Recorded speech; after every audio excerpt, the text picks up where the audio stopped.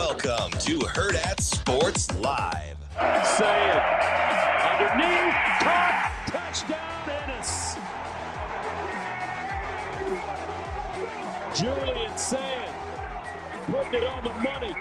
Second and 10, and that's what's been working. Himby, stiff arm, and a race. Touchdown, Roman Himby. King, downfield strike. Wow, what an effort by Ellis Robinson with the interception. Empty backfield. Daniels on the pair that's intercepted. Great Hubbard for Alabama.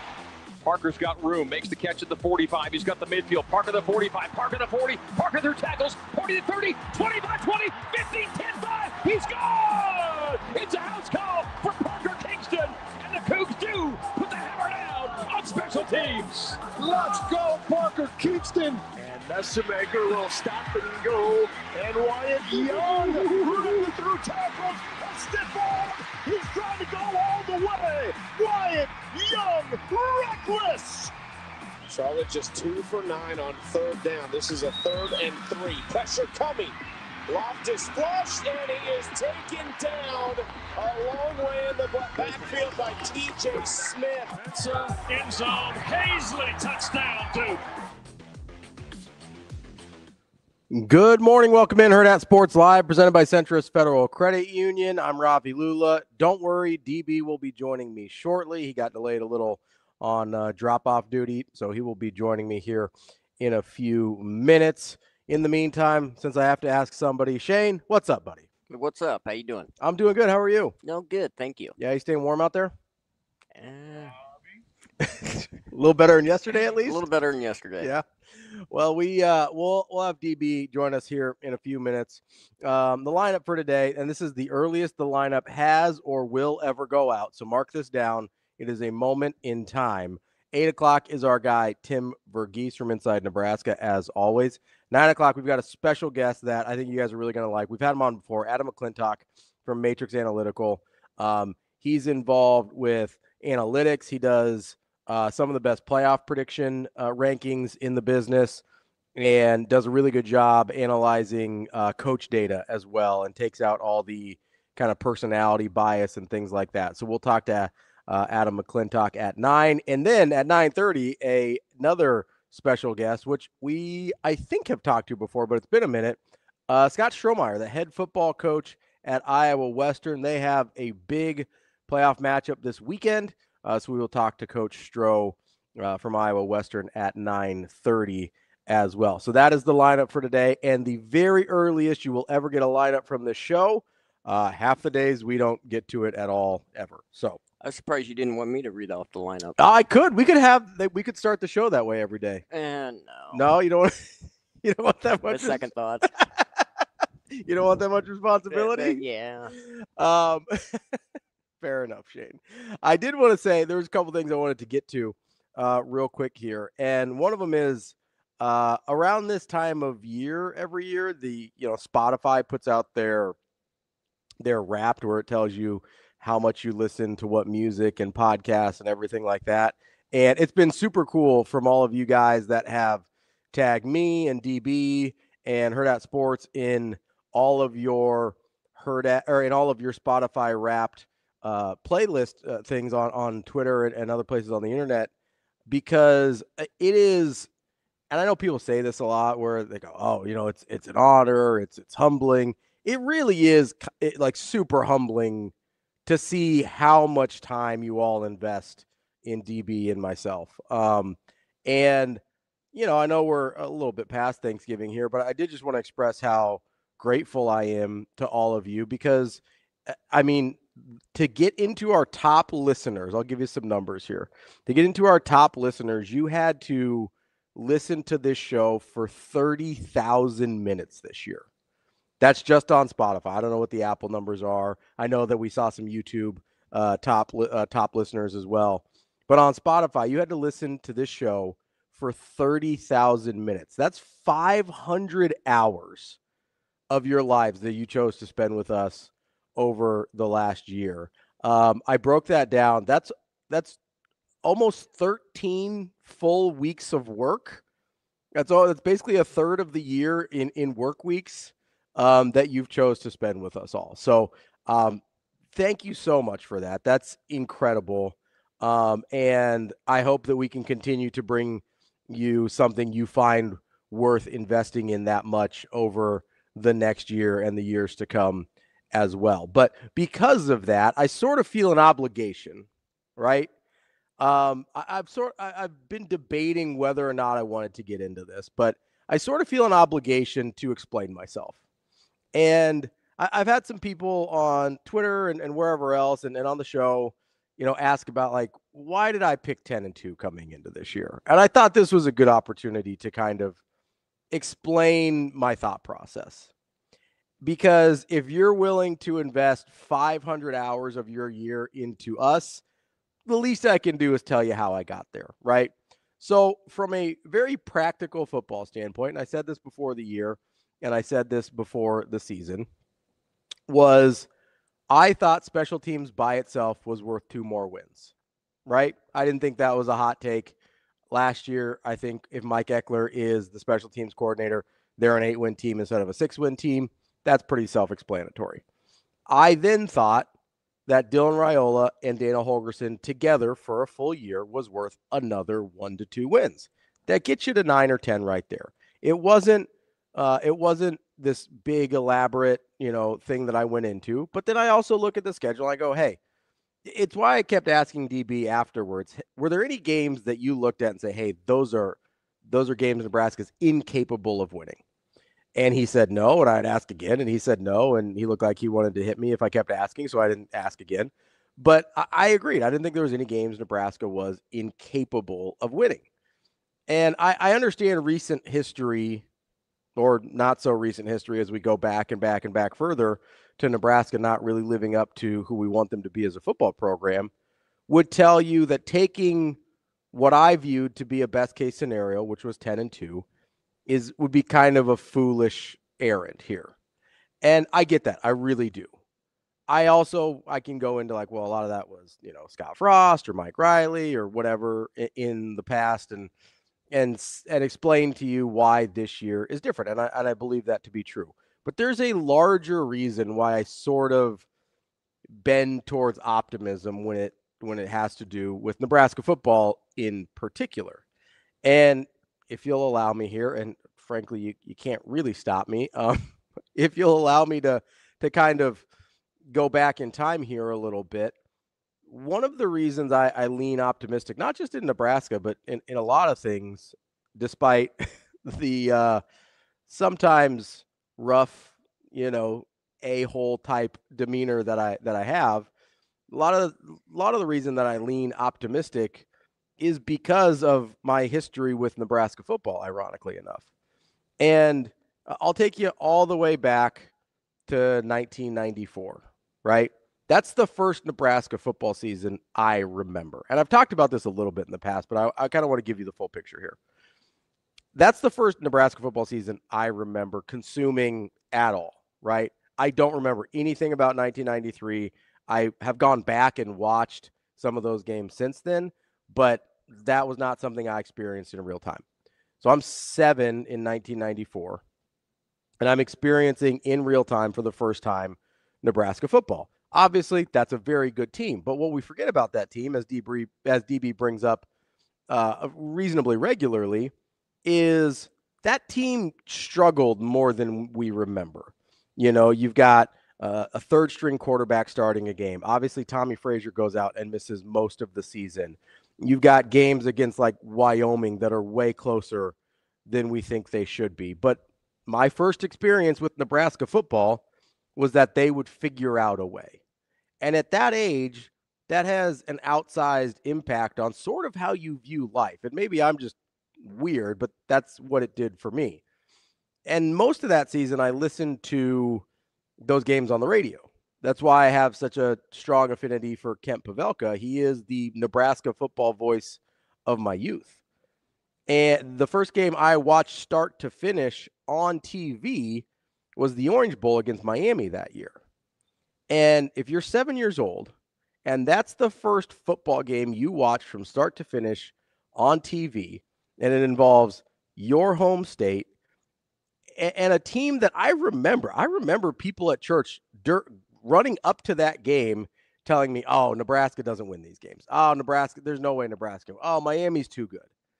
And that's sort of ringing around in my head, but I don't have the trauma of the previous losses because, like, at that point, I didn't even know what happened in 93. I'm 7 years old. The internet doesn't exist. I have no idea what happened in 1993 even, much less 1983 or any of the years before that where Nebraska had failed to come through. So my only point of reference for Nebraska is them coming from behind from 2 scores to beat this Miami team that everybody told me was super scary. And if you look at the players on the roster, especially that defense, you're like, yeah, that's a pretty scary team. But that is my starting point, not just for Nebraska football, but that's one of my earliest memories in life. You know, you get some spotty things before that, but kind of when I'm 7 years old, it's also the year I was diagnosed with diabetes, that's when, like, I start remembering daily life on a regular basis. And so I've got this, as I go through my life, I've got this memory of Nebraska doing a thing nobody told me they could do, and everybody frankly told me they couldn't do, seared into my mind. And it was sort of the catalyst for my entire life to believe that good things can and do happen. And that was reinforced later that year, or that next summer, when I met Brooke Behringer, and he was at a camp that I was at for kids with diabetes, and he gave me hope and that the good things could happen. And so I've got these back-to-back moments within a year of my life where Nebraska football has taught me unequivocally that good things can and do happen. And I carried that with me forever, if I'm being honest with you. And even when a bad thing happens, right? What I learned there, you know, let's say when Brooke passed away, I was heartbroken. Like, that crushed me. He was one of my early heroes. But what I learned in that moment was that heartbreak is temporary, but hope is forever. So when I go and I look at a Nebraska football season and I see any reason or room for hope, that's what I'm going to grab onto. So if I look at a schedule and I see 10-2s on the table, that's what I believe is possible because I've seen it happen before, and I believe it can and will happen again. So I know that some people got frustrated with me and they're like, Ravi, you kind of got our hopes up. And I appreciate the trust that you guys put in DB and myself. I really do. But I do want you to understand, when it comes to Nebraska football especially, I'm going to lean towards the hope that I find in this team because they have instilled that hope in me for basically my entire life. They're the reason that I believed I could do this job without having any training or experience or anything like that. And then I could say things to DB 7 years ago, like, hey, someday we're going to do a show together, and him not laugh me out of the room. It's sort of the foundation for all the good things I believe are capable in life. So when I look at a football schedule, I'm going to believe good things are capable there as well. That's my little spiel. I appreciate you guys indulging me here for a minute. DB just rolled in, so we'll take a quick break. We'll get started here, and we'll kind of get back more to my normal personality where I'm going to be pretty freaking mad if Penn State falls ass backwards into a good football coach like it appears they might. So is this the moment I should be asking for a raise? Hey, that's above my pay grade, bud. If you're being nice, you got to ask somebody else. Oh, okay. You missed it. I'm done being nice now. You're a couple minutes late. Shane, that's what happens when you're on delay, buddy. Come on. We'll be right back with more Hurrdat Sports Live.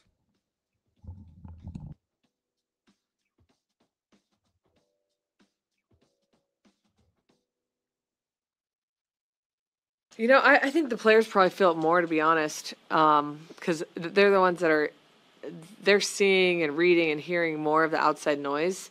I think as a coach, you're a little more focused on the task at hand. And there's a lot, especially into these tournament weekends where you're prepping for 3 teams in 3 days. So there's a lot that goes into that, and you're still doing the other parts of your job.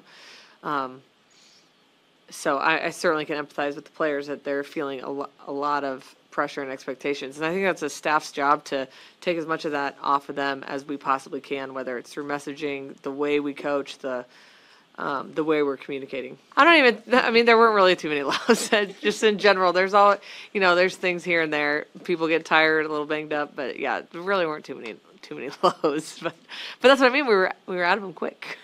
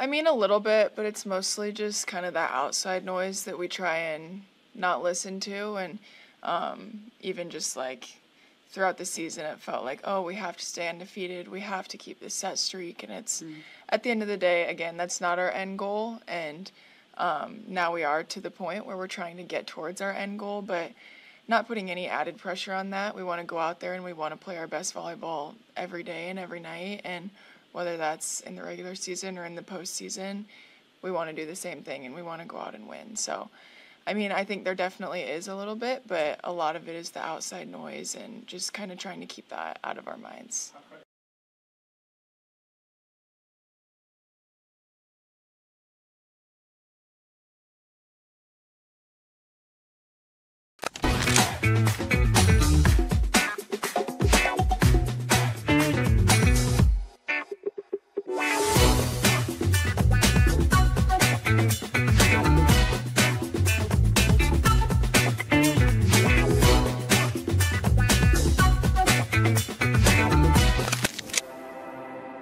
We're in the neighborhood, just down the street.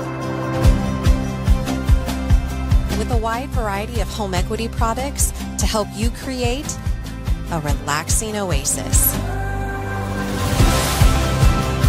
So you can kick back and relax in comfort. Centris Federal Credit Union. We are where you are.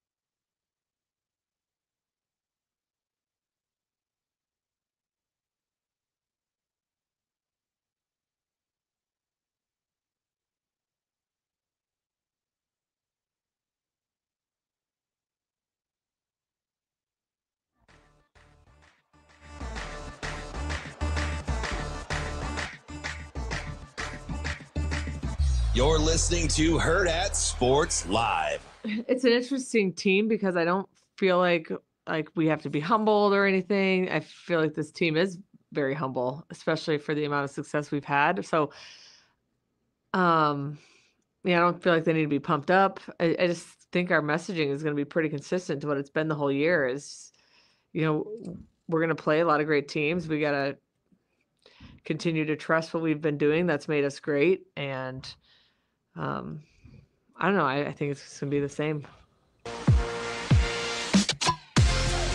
Well, welcome back. In case you were wondering. Hurrdat Sports Live. That's DB. I'm Ravi Lulla here at Hurrdat Sports Bar and Grill. Can I ask you a question about that? I think it's going to be the same. I hope it's going to be the same. I told you, man.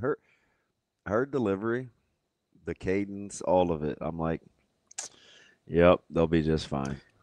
So, when you're that good, do I really want you humble? Well, I mean, is there a difference between humble and hungry? Or is that what she means? I think when she says that, I think she just means that they have a confident self-awareness. That they haven't won anything yet? Yeah. Okay. I'll take that. Okay, that makes sense. You know what I mean? Yeah. She's like, because I think quietly, one of the things that she's probably had to talk to them about is you guys were supposed to have been good before and didn't finish the deal. Yeah. No, you're right. I mean, that's fair. I mean, they were pretty good a year ago before it came to a crashing halt. So it's like, I think she's aware of that. And how many times, like it was blasphemy, but part of it is because I feel the way I do about Coach Cook. But weren't we saying, like, gosh, like, it's been a while since they won one as, like, top seeds. Like, do we want to use that word? Like, we said that. Like, underperformed? Choke? Something like that. In that neighborhood? So it's like.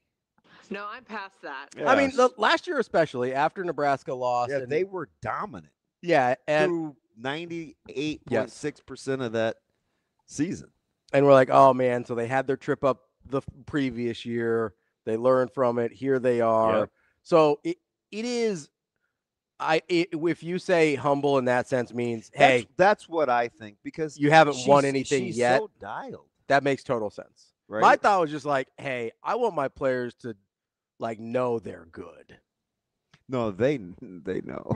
Yeah, that's kind of what I mean. Did you look at the postseason awards? It was ridiculous. Like, I'm not super interested in Harper Murray being like, oh, we're just doing our best. Like, no, I want him to be about that life. But because Harper has to understand. I think she understands something. I mean, I see her on campus all the time, but she's at a lot of sporting events. But anywho, she's actually probably underappreciated. Yeah. Like she doesn't get a lot of the shine she probably should get because her team is there's so many other good people. I'll say other players have elevated. She's out. She does a lot of good things. Mm-hmm. She's outstanding. Mm-hmm. And it's like, was that you I was arguing with? Who was I arguing with about Harper Murray's was it in the volleyball? It was in our group chat. Yeah. I'm like, you're like, you can make an argument she's underrated. Yeah. Or underappreciated, whatever. I don't know. She's pretty sweet. Yeah, 100%. And a lot of. But I mean, she plays with Jackson and Bergen Riley. And I mean, Andy. Pretty good. It was no longer a hot take when I said it before the season started. Yeah. She may very well be the best athlete on campus. Yeah. I mean, I'm not going to fight you. She's incredible. That's proven out. I feel like Harper does a lot of things that allow, and I don't know volleyball as well as some of you guys do, but I feel like Harper does a lot of things that allow everyone else to be who they are and be who they can be, right? Like, it allows them to get to their whatever level they've gotten to. And that's obviously super valuable, but it can be overlooked sometimes. Like, it seems like, not that we forgot about her because she's pretty present, but it kind of seems like on the volleyball court, it seems like we forgot about her a little bit. Yeah. They're loaded. Yeah. So I walked in, and I apologize. That was earlier. Oh, you're good. Than I thought. I think I told you 7. Did I say 12? You said you'll be there by 7:15, and you rolled up at 7:09. Yeah. So you were in the middle of a monologue. Yeah. What on earth could have gotten you to almost come across as apologetic? It wasn't really apologetic. So here's what it was. I mean, full disclosure, I came in on. I was like, well, here I was ready to stir up some controversy with Donnie Raiola and Emma Johnson. And you're over here being nice. Yeah, no, Which, by the way, shout out Dad getting Zoe to school on time. There you go. Are we looking for a fist bump, or I didn't know if you were just doing like a Black Power thing or what? Well, MRI was doing it yesterday, so I didn't know. He said you can't see me, but I got my right fist in the air. You need to go back and listen to that. He said that was. He's phenomenal. He's always good. Yeah, that was really good yesterday. Just thoughtful. Though. Yeah.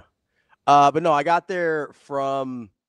A lot of people have been tagging us in their Spotify Wrapped things and like how many minutes they listen to us. Listen, thank you guys, man. And so I was thanking them for that, and I was also saying like I felt like I had an obligation to kind of explain how I get to some of my conclusions, and so that got into the how, because like if you're gonna invest that much time in me, like I owe you a little bit. Yeah, and so the funny thing about that. What's that? Is I think that's. I mean, however crazy my takes are, I think the only thing people really care about is because I give you, it's just me. Yeah. Which is the thing that I never wanted to do when I got into this ridiculous business. Yeah. I think that's one of the things they like. I ain't sharing. Why some people spent 500 hours this year listening to us is because I think we're pretty real. Like I heard the 10-2 and I was like, oh, shoot. Then I walk in, I sit down, I read T-Mac's deal, and I was like, wait a minute. Are you explaining away why you like 10-2? Not explaining away, just explaining why I lean toward the optimist side of my projections. Like I understood 8-4. I'll be honest, I didn't see 7-5. I did not see that on the table. I really didn't. I understood 8-4. I understood 9-3. I looked at the schedule. That's why I kept asking you, were they incapable of winning any of these games? And so I'm going to lean toward the optimist side of things because of how, if I think there's a hopeful path forward, that's the one I'm going to take, especially with Nebraska football. And so I saw 10-2 as not even a crazy reach, but it was on the optimistic side of things. And so that's generally the route I'm going to take, unless you've got something like a Scott Frost situation where I just don't think there is hope for him personally to turn it around. I still believe there was hope. Ravi, the eternal optimist. I still thought there was hope for the program to turn it around after him, right? Like I know, like you remember when we're in the throes of the Scott Frost purgatory, right? Where people are like, well, if it doesn't work with Scott Frost, who is it possibly going to work with? Yeah. And I'm never going to subscribe to that. Oh, I know. If it doesn't work with Matt Rule, who I have a huge affinity for, I'm never going to subscribe to. If it doesn't work with Matt Rule, who's it going to work with? I'm always going to believe that if Nebraska gets it right, they will get right. I just don't know why you feel, and it's cool. I like that. I like that you're authentic and super transparent. And by the way, why Jay would go to you? I'm still miffed because I'm the dog person. Everybody knows that. Like, if you want something about a dog, like, you go to me. Well, I read the text and I was like, that was the funniest part. You're like, what dog? Yeah, what? Like, what are we talking about? And why are you asking Ravi? So I got a text yesterday on a group chat with DB and his wife. She goes, hey, Ravi, will you be a reference for a dog for us? Also, can I have your email? And I was like, yeah, sure, of course. The very next. I'm in Nebraska City. So I look at it and I was like, that was the best part. I laughed out loud because I was driving, so I pushed it. What did I say? Did I say wait a minute? Yeah, what dog? Yeah, you go, wait a second, what dog? Yeah. Like, I assumed since you were on the group text that you two had discussed adopting a dog. And you're just like, wait a minute, what dog? And I lost it. Like, I didn't reply because it sent me. But that's something I would say, right? It's like, and I was like, oh, can I pet that dog? The special needs dog. Yeah, may or may not have spina bifida. We do not know. That's wild. I was like, what? But P is a cutie pie. Micah was out. Great looking dog. Great looking dog. He said too many wrinkles. I was like, that's what Buddha had, wrinkles. Oh, so that's what little Frenchies look like. Yeah, Biggie though. Struggling. Every day I'm like terrified. Yeah. It's hard when it gets to that point. But I'm not gonna even hold you. Like, I get mad if he doesn't use the bathroom when he's supposed to. Yeah. He's getting to that age that's It's tough. Nah, I ain't having it. Yeah, man. I get it. I went through this a couple years ago with Tally. Like, I get it. Like, her last like 8 months was pretty rough. Oh, I ain't doing this for 8 months. I love the dude. But yeah, it was tough. It was. Although I do baby him now. Like, I carry him most places. Yeah. He walks just fine. Yeah. But, sometimes when he's been laying down and he stretches and he shakes, he'll, like, knock himself over. And I was like, oh, God, you're weak as all get out. It takes him 22 minutes to eat. And, yes, I counted. Yeah. Because I needed to know how early in advance I needed to get up. Yeah, I get it. That makes sense. 22 minutes to eat. That's wild. It's like, that's wild. I'm like, what are we doing? That was the funniest thing is like when Tally was getting sick at the end, they're like, well, at some point she'll lose her appetite. That girl never lost her appetite. Yeah. Like it was clear it was time to go. And literally, so we this dude will get the tummy gurgles too, and I'm shutting him down immediately. Like, absolutely not. Not on my floor. I'm like, huh. We made this may be a while. Like we took her in to put her down at the end, and we bought her some chicken nuggets on the way. She loved chicken nuggets. And so we're like, hey, one last little treat, you go out on a high. So they give you like a sedative. She loved McDonald's chicken nuggets.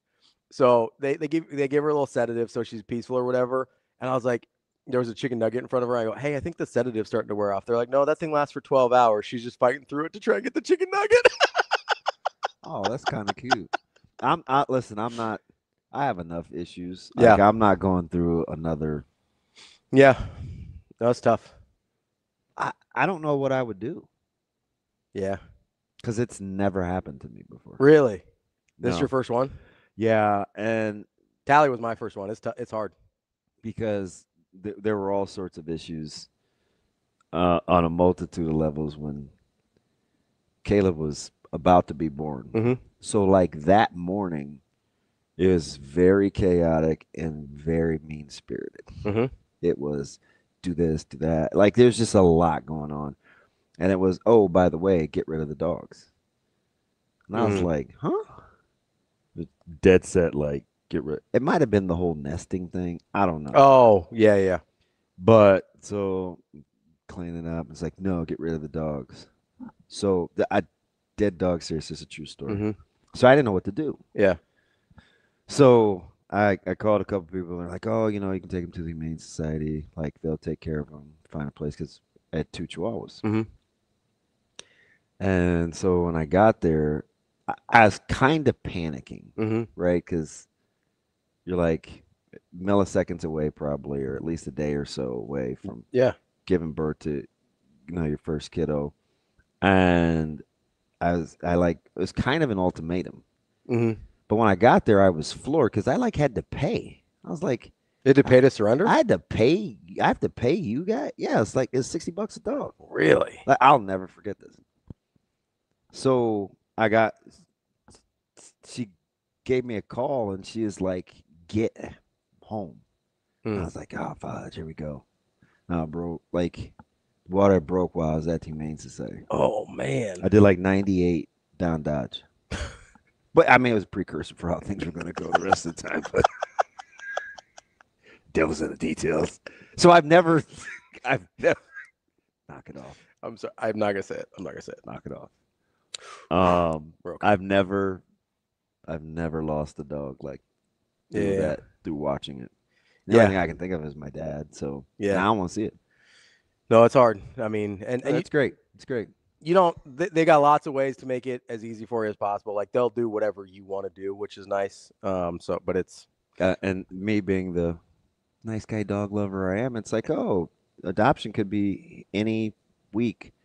But you have to have current vaccinations on your other dogs. Yeah.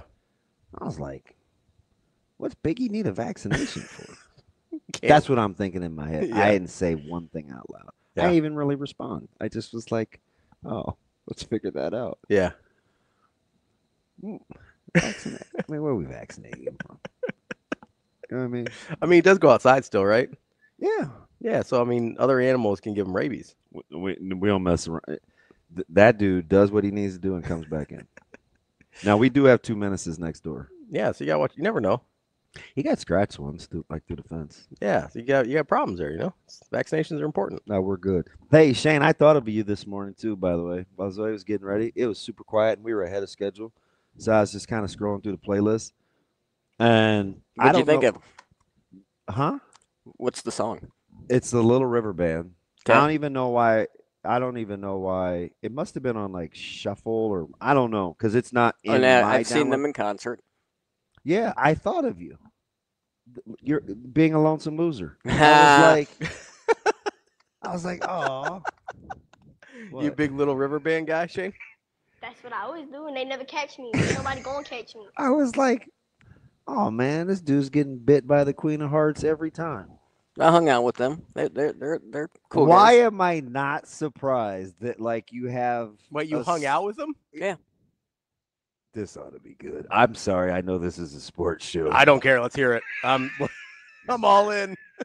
Well, it was back in the day when I was at KGGO in Des Moines, and they were there for a concert, and then I had to like put banners up and stuff because I was doing promotions. Yeah. And so after the concert, I had to take the banners down, and they were back there. Wait a minute. How high were they up? Just around on the walls and stuff. So like were that. you like getting on a lap? I mean, No. Would you have said it's a long way there? Oh. So they were all. So them and the other band, some of the members from both bands. I can't remember the other band at the moment, but they were back in their trailer, kind of out front of their trailer, and they were out there drinking beer. So I was just probably with Austin. Hung out with them for a little bit. They were pretty cool. Yeah. Yeah. You had some beers with the Little River Band? I didn't have some beers, but they were having beers. So you were hanging out with them when they were hanging around. You were there, like, oh my god, we got this song. It kind of reminds me of you. And then you're like, oh, what's that? And they're like, oh, Lonesome Loser. No, I thought you were going to say lady. No. No. Anyway. But there you go. So I hung out with those guys. My bad. I literally just pulled up all their songs just so I could make jokes. Interesting. That is cool, though, Shane. Huh. You don't remember? Why am I not surprised? I mean, he's worked in radio stations a lot. That makes sense. He said KGG. How many G's? So they were probably like, look at that loser. Come over and hang out with us. What kind of beer? What were they drinking? Like hams? I don't remember. It was so long PBR, ago. baby. What would have been a good Probably like Des Pabst or Moines something. trailer beer for the Little River Band back then? Had to be hams or Coors. Banquet? I don't even know what that is. That's like the traditional course. It's like Schaefer's. Oh, yeah, like Schaefer's Fave? Yeah, Schaefer's Fave. Yeah. Probably had to be hams. So once upon a time, this was pre-you. There used to be a white can beer. Remember, Shane, and it just said beer? Yeah, I've seen those. Black bold I've seen letters? those. Yeah, just beer. Yeah. And it was cheap. Yeah, it was Because, I allegedly mean, you terrible. could get 40s for like 99 cents, and this six-pack was like $2. The other band was 38 Special. They're the hold on. Yeah. Yeah, so it was big members from both bands. dentist office guys. That's weird. You'd hear that on the elevator going up. I was at Physicians Mutual as a little kid going to see Dr. Fisher. Those are the kinds of songs I remember. Just 38 Special? Yeah. They used to play. I have. Shane, you're a weirdo, but I like, listen, I take responsibility for your memory lane because I was trying to be funny and you actually have a connection. Hey, that's the sequence. I have like PTSD from hearing 38 Special commercials on stations in our previous life where they would just be like 38 Special. Don't wait. You've only got 8 more months to buy your tickets. And so that would be on like every commercial break for 8 months. Yeah, hold on loosely. Or what was the Shane, you have to remember this. The hair band cover band that they always played. There's like the 80s hair bands. They had a Cheap Trick. Yeah, they're a real band. Yeah, that's a real band. Oh, the cover band. There was a cover band that did all the like 80s hair band covers. Dude, I seriously think my wrist is broken. Yeah, what did you do, I don't man? know. I can't even turn. I can't drive one-handed. Don't do that. You gotta be careful there, man. It looks that doesn't look right. Let me see the other one for comparison. Yeah, that doesn't look right. I don't know. You should go see a doctor. It's hurting me. I can tell. Anyway. Yesterday, you like put your hand down on the chair and you're like, ah! David in the chat says they were called hairball. Hairball. Yes. Yes. David, so you talking about DJ? Yeah, because he works at he's in the same affiliate. Yeah. He would know. He probably has PTSD from hairball too. Hey, did you extend congratulations this morning before your monologue? About what? About Emmett Johnson being named the best running back. I did not. I wanted to wait for you. No, you didn't. Congrats, Golly, Emmett. Fibonacci. Good sequence. I don't even really know what it is. I just use it because I don't like the L word. It's a mathematical sequence. I don't know what it means, understand. but I don't know what it means. But it's like 1, 1, 2, 3. Do you know what's funny? Something I don't know. I was today years old. You know, I thought it was actually. What? I thought it was like a musician, a famous. Oh, I thought you were like maybe a type of pasta. It's like, oh, that's the gnocchi with the Fibonacci noodles. I like how you intimate my stupidity without just calling me stupid. No, that wasn't like, hey, you're stupid. I was like, Fibonacci sort of sounds like an Italian dish. To me, too. Okay. It's fine. Like, if I didn't grow up in a family of nerds, I'd be like, Fibonacci. Oh, yeah, they have that at Olive Garden this month. It's on special. 38 special, if you will. Your mom would pulling out of breath, Brian. Ravi. Yeah, sure. What's her pet name for you? Sunshine. Ravi. OMG. That's what my name means in Hindi. Talk about an oxymoron. I'm a ray of light to everyone who sees me. That is incredible. That is sensational. Just a bright spot in everybody's day. Yeah, that's not true. Oh. Most people's maybe. Wow. You never felt pressure to live up to that? You're like, not even a little bit. I got the name. People make assumptions on their own. It's fine. Just go rain on everybody's parade. Yeah. Hey, listen. How do you appreciate the sunshine more? Immediately after it rains. I'm here to help. Didn't even bat an eye. Oh, anyway, I just wanted to say congratulations to Emmett. What the hell? That is. Rico says you're the ray of light coming off a nuclear bomb. Exactly. Exactly. Asian Wyatt says Chow Yun Fat would eat that Italian dish. So was Wyatt already in the chat when Shane went into his Mandarin bit? By the way, the only dude in Nebraska that likes his likes his subtitles in Mandarin. Yeah, man, I like Mandarin. by the way, the other two actors that I like, you said Bruce Lee and Chow. Yeah, I like Andy Lau and Donnie Yen. Donnie Yen. What's Donnie Yen? Donnie Yen was the blind guy in Rogue One Star Wars. Oh, he's good. Yeah, he's good. Yeah. Those are good movies that he's in. English, please. English, mother. Do you speak it? Sometimes. Whose dialect was that? Samuel L. Jackson. That's Pulp Fiction, baby. Okay, Austin. I have only seen bits and pieces of Pulp Fiction. Great movie. Yeah, that did not register. Oh, I mean, if you don't like Inglourious Basterds, you 100% won't like Pulp Fiction. Inglourious Basterds is pretty Incredible movie. That is by far your worst take.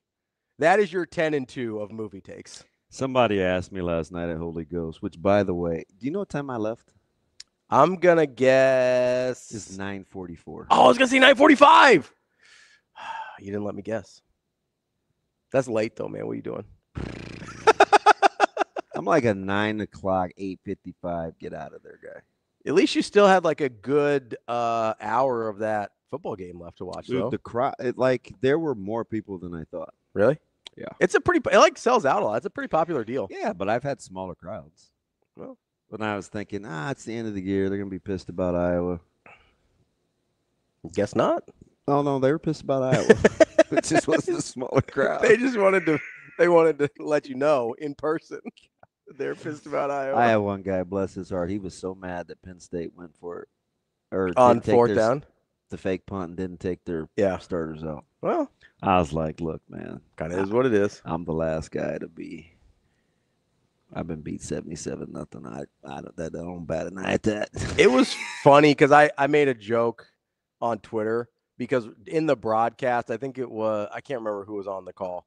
I think it was a Gary Danielson because I think it was a CBS deal.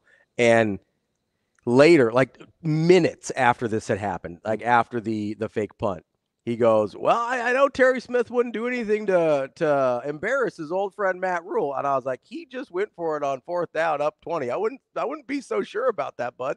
Yeah, and I mean, Terry's trying to get a job. He's trying to get a job. I don't even care. Like, I get it. And they've also blown fourth quarter leads, and like, I get it.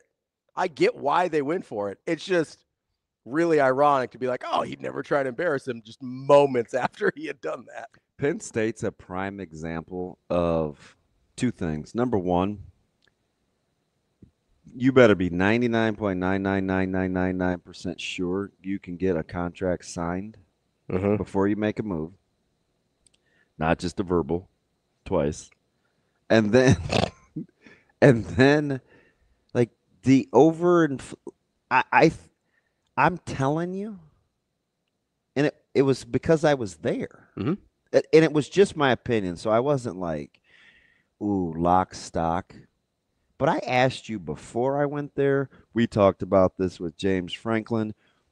Before he got let go, we went into the 3-day defending James Franklin monologue last year. We did in the offseason recruiting. I'm telling you, that's a tough place. Yeah. And that's before you even get to I'm on the – so there's two things I was thinking on a plane. I was like, golly, man, like we just got beaten. A place that holds 100,000, they had like 55,000 in there, and it didn't matter. Number two, how do they get people here? Yeah. Like the arduous journey to get there is not overstated. Like, and you guys – it's not even like the degree of difficulty. It's what do you do when you're there? Fair. Seriously. Because it makes Lincoln look like a booming metropolis. I mean, it's 20% the size of Lincoln. 20%. You know, I did a speaking engagement in Benkelman, Nebraska. I didn't even know that was a place. Yeah, I only remember, well, two reasons. Number one, I took a propellered little 2-seater, and I sat in the back like freaking Tattoo. The plane. Look, grown up, kind of. Fetal position in the back of the plane. Yeah, you're like in one of those like little Ford Ranger jump seats, basically. Terrified. They're like, oh, hey, we'll fly you out there. It's, it's the Cattleman's deal and this, that, and the other. And I was like, oh, okay, cool. They had this collab with the phone company I was familiar with. Man, I saw that plane. I said, can I drive? I want to back out. I'm pretty sure I may have wept a smidge. I would have. I'm me, I don't like flying though. So I talked as long as I could at that speaking deal. Yeah. Because you didn't want to get back on the plane? I was just glad it was dark. Your boy laid down in dress clothes as a grown-up, so I did not have to see. Coming in from Benkelman. But anyway, it would be like dropping the campus there. Just in terms of what it's around. Yeah. They're in trouble. I agree. Like this, we've tried to say this for a year now. This is a harder job than people think. And James Franklin was doing a better job than people think. And I swear if they fall ass backwards into Matt Campbell, I'm going to be furious. Because that's actually a good coach and would be a good hire because he's actually capable of A, recruiting to a place that it's hard to recruit to, and B, winning with guys that maybe aren't the level of recruit that other people have. Like, he's actually a great hire for them. And if they end up with him after all this nonsense, I'm going to be furious. I still don't think he's an upgrade over James Franklin. That's crazy. Had you seen the reports before the texts in the group chat about Matt Campbell? No. I hadn't. So I went and played. That was weird. Yeah. I was getting ready. I think I was getting ready to walk in. Whatever time that was, I was either just showering or getting ready to walk into Holy Holy Ghost. Ghost. Yeah. So I'm like, what are you talking about? So the first I had heard about the Matt Campbell thing was I was walking out of tennis in the mid-afternoon, and one of the guys was like, Matt Campbell to Penn State? And I was like, I thought he was just talking. Yeah. And I was like, what are you talking about? He goes, that's what they're saying. So I get my phone out, start Googling and Twitter searching and whatever. And that's where you say, hey, they've narrowed in on Matt Campbell. Now, I have seen this before, right? We saw it with Kalani Sitake, most notably. So I'm this obviously is not a done deal yet, but I'm going to be, I really like Matt Campbell. I'm going to be really mad if he ends up being their coach. I don't understand why he would do that. I don't either. Like, he's never getting fired at Iowa State. It's not even that as much as, I don't know. Is it easier? Are you more likely to find a way to win the Big 12 as Iowa State than you are to win the Big 10 at Penn State? Because I think that's the question you have to answer. Yes. I agree. Yes. And if you are, then why make that move? They've kept him I get he's not as well paid as some. They've kept him reasonably well paid. They've kept extending him. I think he's at around $5 million a year, which is like. And I totally lack objectivity. I like Matt Campbell. I do too. Ton. I do too. And you actually have met him. I like Matt Campbell a lot. He's a guy I like. When Nebraska was looking, I would have been more than happy with Matt Campbell. Yeah. Then we get into, that's a guy that I'm very, very fond of, and I think is really, really good at what he does. Yeah, tough. And I hope he does not take that job. And I think Derek's right. That's not a guy they wanted. And he'll fill that too. Yeah. Like, anybody who takes the job at this point is the 15th choice. If he's anything like he talks when he recruits, or how he recruits, or when we were there when he came to Westside, it just, I don't know, man. I don't know. I really hope he doesn't take it. Because I want to be able to still root for him, and that's going to be hard to do at Penn State. And B, I don't want him to put himself in a position for a job that I think is really hard, where he will almost inevitably get fired. Because if they fire James Franklin for winning the amount that he won, I have a hard time imagining Matt Campbell winning more than that. Because what we're talking basically is Matt Campbell going to win a national championship at Penn State? And the answer is probably no. The answer for everyone to that question at most places is probably no, right? So if I'm Matt Campbell and I go, okay, if I never win a national championship at Iowa State, no one cares. Like, if I ever make a playoff there, they build me a statue. I just, like, at some point, isn't it like what is a peace of mind worth? Yeah, 100%. So if I make $4 million more, that's why I brought up the firing thing, because he's got peace of mind forever at Iowa State, most likely.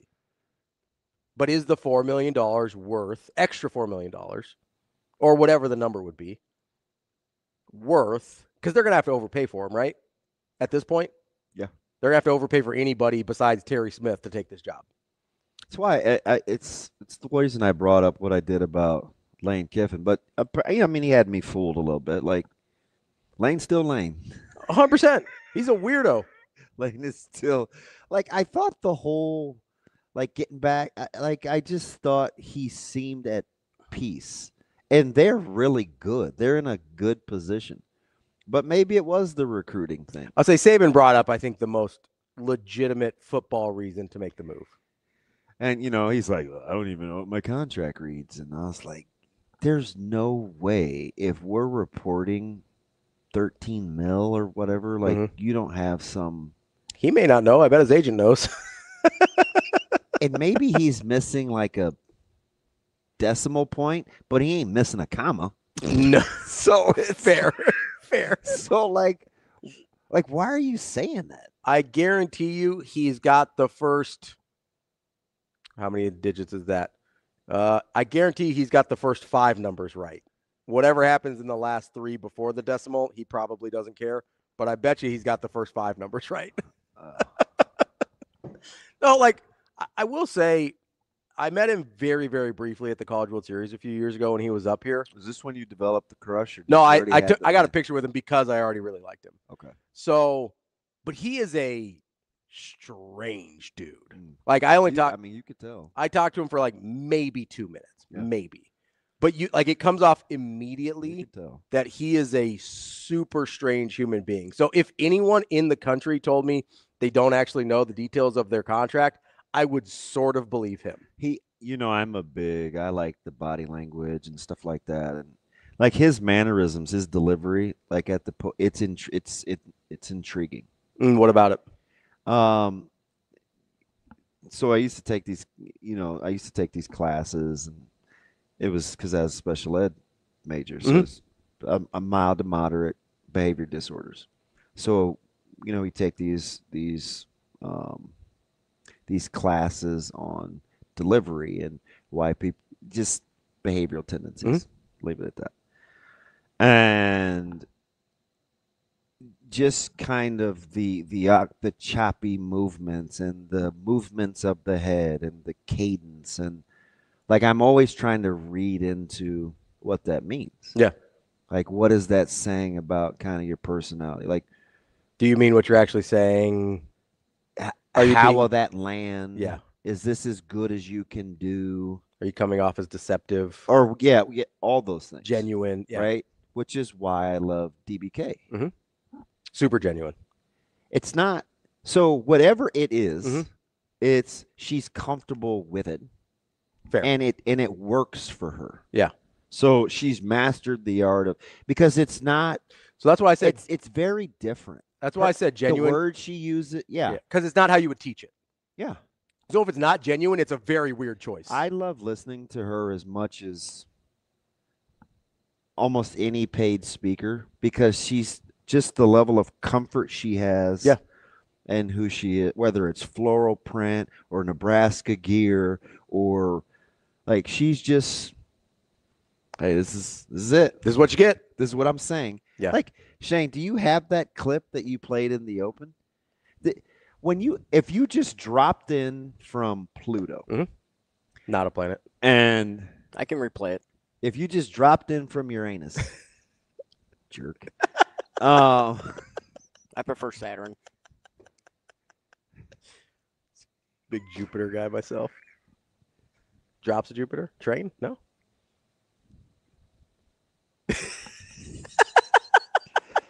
If you just dropped in from another planet and you listened to this clip and you knew that this was the #1 team in the country that has been an absolute machine, the volleyball analytics are off the chart.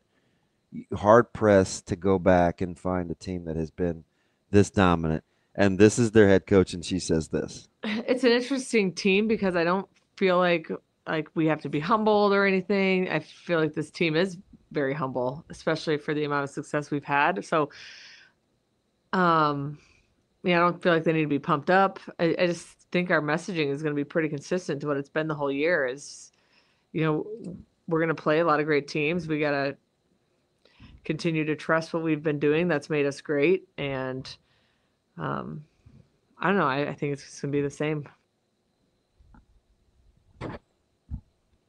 Not exactly run through a wall material. No. But it's just like a Superman crush. Because not everybody, and I go back to something Jay told me. And he was with Alan Murrow, and we were sitting in this meeting room, and this is back when they were grubbing Ellis Pacific Realty. And we were talking about, them doing deals and retail space and development. Now, because I was at the Randall School of Real Estate, I was trying to get my real estate license. So we're having this conversation, and they're just talking about how to conduct yourselves in deals. And listening to people. And, Jay would say, hey, if you ask 3 questions in a row and, you can control the conversation and when to listen. And I would say, my dad would say, people would tell you 90% of what you need to know if you just So I was always captivated by it. And Alan said, he goes, if you can command a room orally as an orator, as a good speaker, he said you're in like the top 5% of your peers. Mm-hmm. Most people aren't comfortable speaking in public. Yeah. Or to the public. Mm-hmm. And it always resonated with me. So when I listen to people, that's one of the main reasons I like press conferences. Yeah. Because I like trying to figure out the impact. That's why I gravitated towards Fleck. I was like, I don't care what he's saying. What he's saying, people believe it. I know it rubs some people the wrong way. Yeah. And so immediately when I heard the contrasting styles and delivery with Coach Cook and DBK and some other coaches on campus, I'm like, I'm rocking with Coach Busboom. Just has her own. Yeah. It's her own style. It's unique to her. She's out of the box thinking, and I all in. We've got Tim VERGHESE, Inside Nebraska, coming up next year on Hurrdat Sports Live. You know, I think the players probably feel it more, to be honest, because they're the ones that they're seeing and reading and hearing more of the outside noise. I think as a coach, you're a little more focused on the task at hand, and there's a lot, especially into these tournament weekends where you're prepping for 3 teams in 3 days, so there's a lot that goes into that, and you're still doing the other parts of your job. So I certainly can empathize with the players that they're feeling a lot of pressure and expectations. And I think that's a staff's job to take as much of that off of them as we possibly can, whether it's through messaging, the way we coach, the way we're communicating. I mean, there weren't really too many lows. Just in general, there's there's things here and there. People get tired, a little banged up, but yeah, there really weren't too many lows. But that's what I mean. We were out of them quick.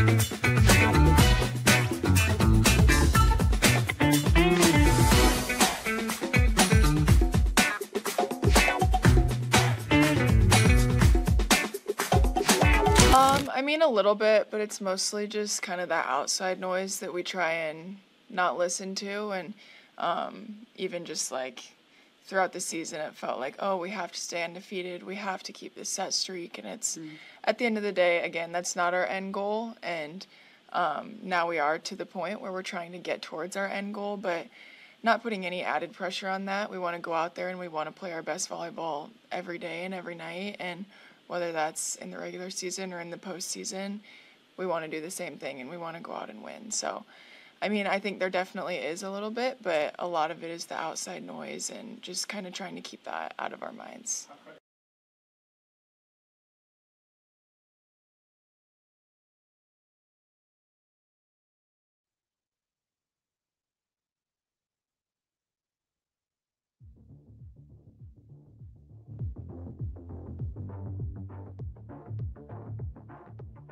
Welcome to Hurrdat Sports Live.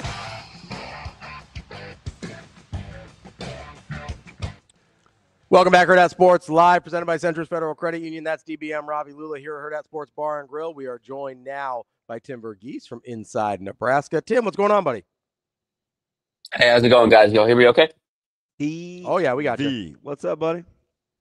Hey, not too much. How about y'all? Oh, man, just Just a day, just an ordinary day. Trying to get by. No, so I was terrified of this week, Tim. My schedule was kind of in my feels, being a baby. Then had some tragic news happen, so I was doubling down on being a baby. And I can't tell you how glad I am that it's Friday. Every day this week, I told myself just one more day. And it's just one more day. And I'm just attacking it one at a time. And I got here this morning and I was like, oh, shoot, let's go. It's Friday. I get into the nitty gritty and nuts and bolts about, I'm going to ask you about evals because you're good at that. And I like talking about that. But just so you know, man, I was looking forward to talking to you because it's a pretty poopy week, man. So it's good to chat. And Ravi likes you because I don't know why Ravi likes you. No, I look forward to this every week. It's the thing I look forward to every week. So I'm excited to get into it. And yeah, for me, I mean, obviously not in a similar way, but yeah, like last week and where I was like, man, I just can't wait to get through signing day. It's heavy, right? It's just at the end of the season, it's just like, the season, like Friday, and then it's like, oh man, signing days in 5 days. Like, oh my God, like this was my easiest signing day. This was my lightest signing day ever, but it was still just, you know how it is. It's always signing day. There's always drama. There's always stuff going on. I was keeping up with stuff happening across the country, and it just ended up being just a day. All right, before we get, did you want to say something smart? Because you have joke Tourette's. No, it's fine. I got past it. We're good. Oh, good for you. I know. I overcame. Nice. Baby steps, TV. So, listen, on the heels of, and I'll weave this into the recruiting class with Waterman, Ainsworth, and Puma, but on the heels of EJ's postseason awards and kind of the accolades and the decision he has to make, there's no coincidence that I put these two guys up here together. How hard or how easy do you even try to understand that these two guys are uniquely connected, except for we feel much better about this guy, EJ, than we do this guy? Do you understand how we separate the two, or do you no longer even try to defend separating the two? Like, oh man, I mean, I don't know. Like, I really thought the O-line finished the year on a strong note. Like, I think there's a lot of encouraging things there. And like, again, if you're looking from I don't even know like the way to put it, but like what the culture he's built in that O-line room, specifically what he's been able to do along the interior in terms of developing and landing talent there. I'm pretty encouraged by. Obviously, something needs to, tackle development still needs to come, and they need to make some moves there this offseason. But I really felt good about where the O-line was by the end of the year. Like I thought, I thought Elijah Pritchett had a really strong end to the season. You get Justin Evans back. Like you have, there's the reasons to be encouraged by how the unit ended the year and what they're capable of. Like I understand people want to see, this line be this dominant unit. But again, you got to I think in general, when assessing this program, I said it earlier this week, but you got to walk before you run. And I think a lot of people forget that when they assess the growth this program has made under Matt Rule and where things are in year 3. And it's they didn't take the year 3 jump that most people hoped. And, even I kind of anticipated they'd make, but I think you assess, and I think this year is tougher to reflect on and assess compared to last year, because I thought last year you could segment the year by largely around Dylan, but I thought you could segment the year based on certain things. This year, there was weird outlier games across the schedule. They didn't end the year the way they wanted to. There's a lot that goes into assessing the year as a whole, but I think if you look at what they had and what they didn't have, I thought, especially by the end of the season, I thought offensive line was better than I think most people gave it credit for. This is without. Let me just ask the question in our chat. The question from my man, Cousin Ronald: who has he developed at offensive guard and center? If you were gonna try to poke holes at Coach Raiola, wouldn't the last place you'd start be guard, center guard? Yeah. Or am Yeah, I missing something with that? yeah, like I mean, again, Justin Evans is a pretty quality starting center in the conference. You know what I mean? Like What again, position Henry did he play last Lutovsky, year? like Henry Lutovsky is a guy that before Raiola got like you know what I mean? Like he's developed into a playable Big Ten player. You know what I mean? Behind the scenes, you have Preston Tamua and Houston Keanu Torres developing, and I know those guys aren't on the field yet, but there is reason to be encouraged by what those two can be down the line. And yeah, like I mean, but yeah, I get it. I mean, I understand. Like again, there's hesitation, but yeah, like guard is not where I'd poke holes. If you want to poke holes, yeah, you can talk about the tackle position. We can talk all day about what needs to change there and how that's a position that Nebraska needs to see more out of. But yeah, from guard center, like I don't know what people want more from those. And the rave reviews. I was listening to the Cornhusker,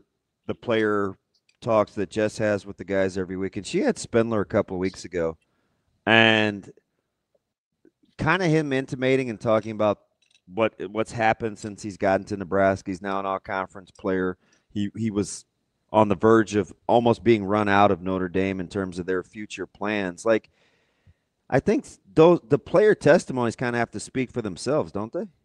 Yeah, and I think that's part of it too. Like, I mean, you assess the room and you assess the health of the room. That's a very healthy room in terms of culture. That's a very healthy room in terms of, development and retention and bringing guys into the program. Like they are landing. Like again, I know Claude Plume is the big name, and you look at this 26 recruiting class and you're like, oh well, they didn't land Jackson Cantwell, and they didn't land this guy, and they didn't land this guy. It was like, well, they sought out guys they felt would really fit this program. And one, Claude Plume was a guy they have not landed in years past. That's a big, athletic, legit tackle. Legit tackle, and that's a guy with the size and athleticism that every program wants at the position. And then you go further down the list. Hayden Angel was a guy that they liked a lot in the 27 class, and he reclassified up to 26. And so Nebraska put pedal to the metal a little bit and really prioritized him as this versatile lineman that can play tackle or guard, and a guy that they feel they can stash and develop for a couple of years. And then you add in Rex Waterman on top of that, a guy that they were one of the first power forwards to offer, one of the first power forwards on him. And you look at the film, you look at what he's capable of. That's a high floor guard prospect. That's a guy that's muscled up. He's a big body. Big body, and he's going to come into Nebraska. He's going to hit the weight room hard. He's going to add some weight to his frame.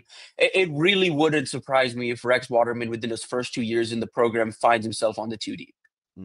So Tim, could I make the argument to you that the issue with the tackles has been more in recruitment than in development? Because I'll point to two guys that I think have developed really well under Donnie Raiola, and that's Bryce Benhart, who everyone hated, like universally hated.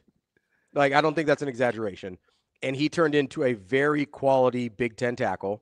And Elijah Pritchett, who we saw from first half of the season to last half of the season, turned into what looked like almost a completely different player.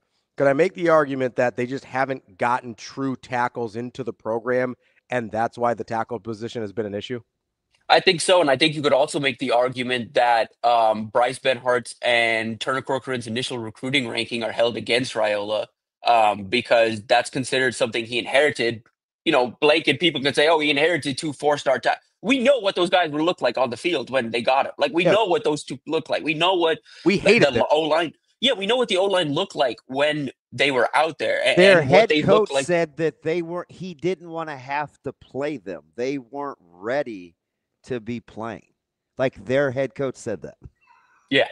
So, but that's held again. Like, it's almost like this. Like, again, like I feel like whenever I talk about like the development, again, it's you have to look at what they inherited and what they're getting out of what they inherited. He maximized Bryce Benhart, and I think the same can go for Turner Corcoran, who's had a very up and down career, but to finish out his career through injuries, through playing all over the line of scrimmage as like a swing guy that is able to at least hold his own at the tackle position late in his career. I did not expect that 3 years ago, So, again, you have to look at it in that sense. And that's why I think I've given Donovan Raiola a lot of grace compared to other people. And I would also say, like, on top of all of this, like all of this that is looming with Dylan and Day and all, like that is also not really related to Donovan Raiola either. Like there's a separation there. So I think everyone combines all of this together as like it's an all or nothing conversation. And it's like, well, no, it's not. You actually have to dive into this. There's nuances into the conversation in terms of assessing what Donovan Raiola has done.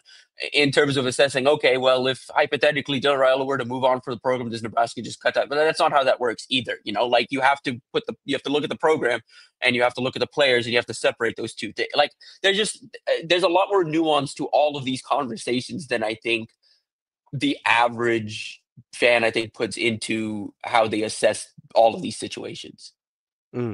So, Tim, as you kind of look at, obviously, we talked about a smaller class. We talked about some of the offensive linemen that were in that class. The headliner outside of Puma is Danny Odom, right? How did you process Coach Rule's comments on the conversation he had with Odom about John Butler leaving and Addison Williams being here, and hey, at the end of the day, you're playing for me and I'm not going anywhere? Like, how did that kind of land with you? Because it doesn't seem like we get that much transparency about those conversations very often. Yeah, that was really interesting. And I think with Odom, I also thought there was a Nebraska was able to kind of do that just because Butler, obviously the DC, and you do risk with a recruit like Odom. Any type of change late can shake up that recruitment, can open up just a slight window of opportunity for another program. But the relationship here was always Addison Williams. And to pair with Addison Williams was Matt Rule. From the first visit, it was Addison Williams and then also Matt Rule that was leading the way for Odom and Devin Jackson's teammate. But yeah, with Odom, it was, credit to Addison Williams for, again, this is a relationship he built back at UCF. Didn't have the opportunity to really go after him at UCF, but as soon as he got to Nebraska, this was the guy he prioritized, got on campus in February, got him back on campus for a spring practice, got him locked in for an official visit, fended off Ohio State and Oklahoma and Clemson for the first time around.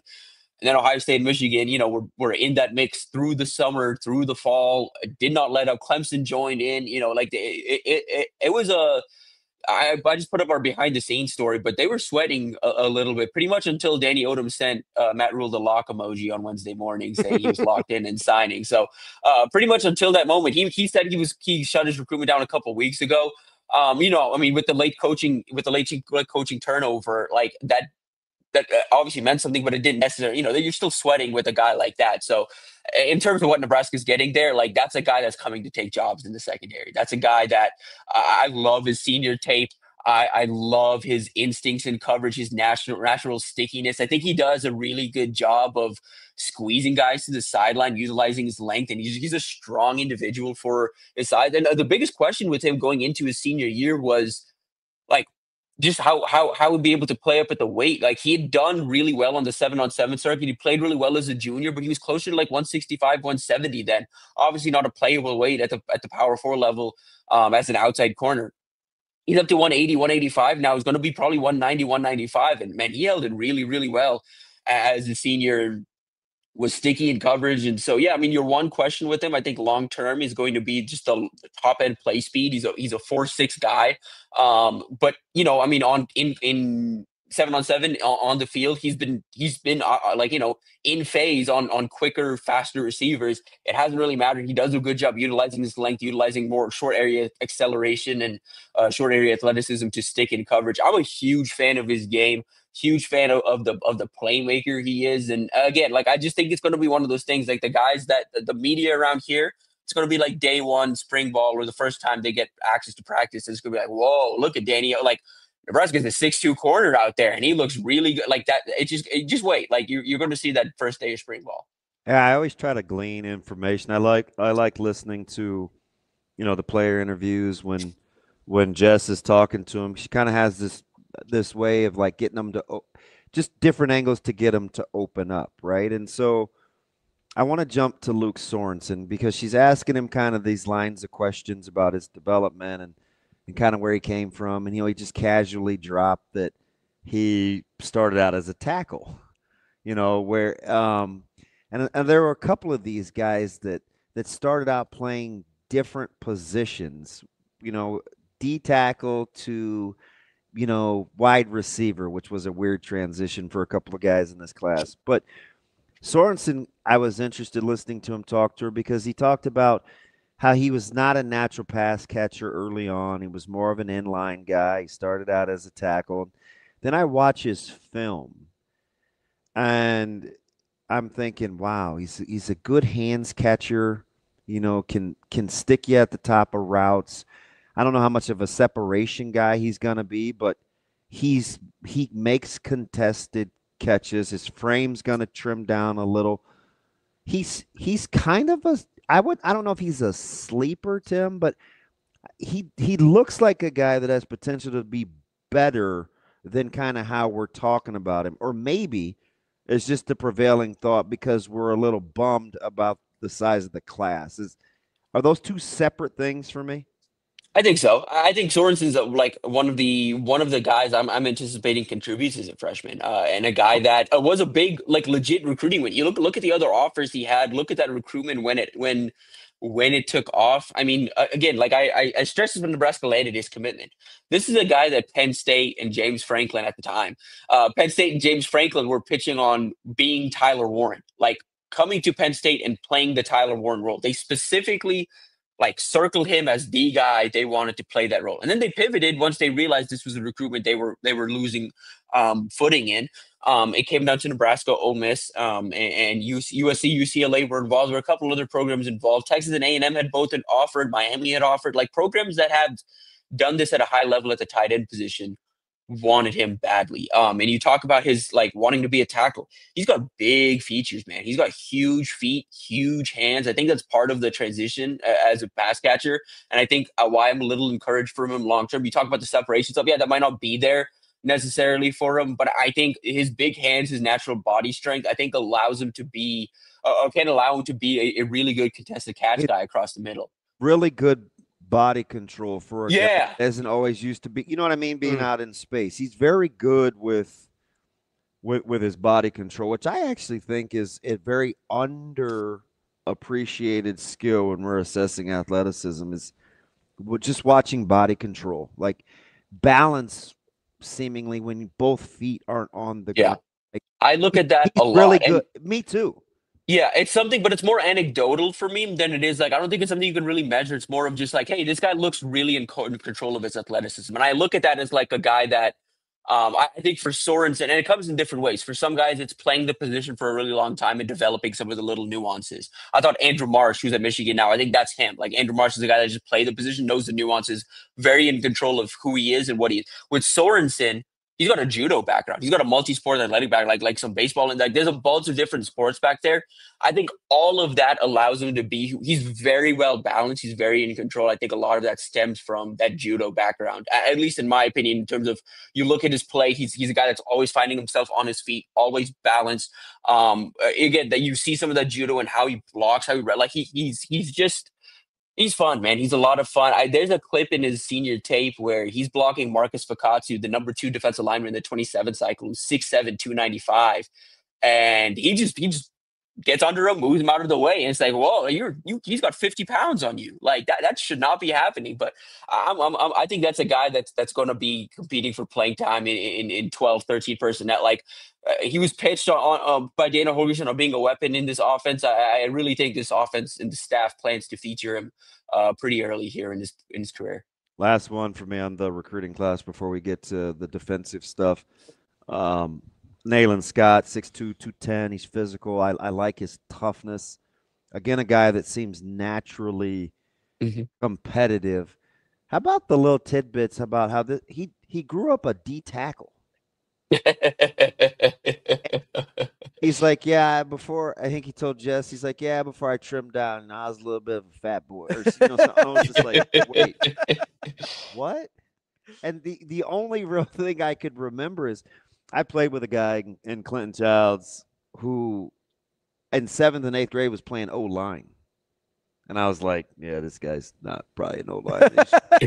But when Nayland Scott said that, I was like, D-tackle. But you can tell when you talk to him and you watch his film, we're back to this tough, competitive thing. It seems to be really, really intentional. especially with a guy like Scott. Yeah, I mean, every one of these guys, they're tough, they're physical. I think you look at like every single member of this class, they have something in there. There's a competitive edge in there. You see it on tape, you see it something, there's a chip on their shoulder, there's something in there. With like Larry Miles is another one who just that guy competes, everywhere he's been. He gives me Santana Moss vibes. Like a lot of people, like I just remember him because we're almost the same age, and just watching him. He reminds me a lot like these little mean-spirited, twitchy 45-degree angle. He'll battle for balls. He's got really, I don't know about top end, but laterally playing at 45s, like he's explosive. He gives me Santana Moss vibes. And Santana Moss was mean-spirited. Like you talk about competitive for a little like it seems to be really, really intentional what they're looking for. Yeah, no doubt. And both those guys, nailing, they're coming in head down, getting to work. Like you're going to see that from both of those guys. I think early on in their careers too is they're going to earn their spots on the depth chart. They're going to battle for playing time. They're going to push guys for starting spots. I think with Nayland, I'm really curious. He missed some time as a senior due to injury, so I'm curious where he's at in terms of his recovery, if he's 100%. And for him, I think there's still some untapped developmental upside there. I think in terms of he can continue to improve his athleticism while I think doubling down on some of the stuff he does really well as an outside receiver. But you love what he can do in contested catch situations. You love his route running ability.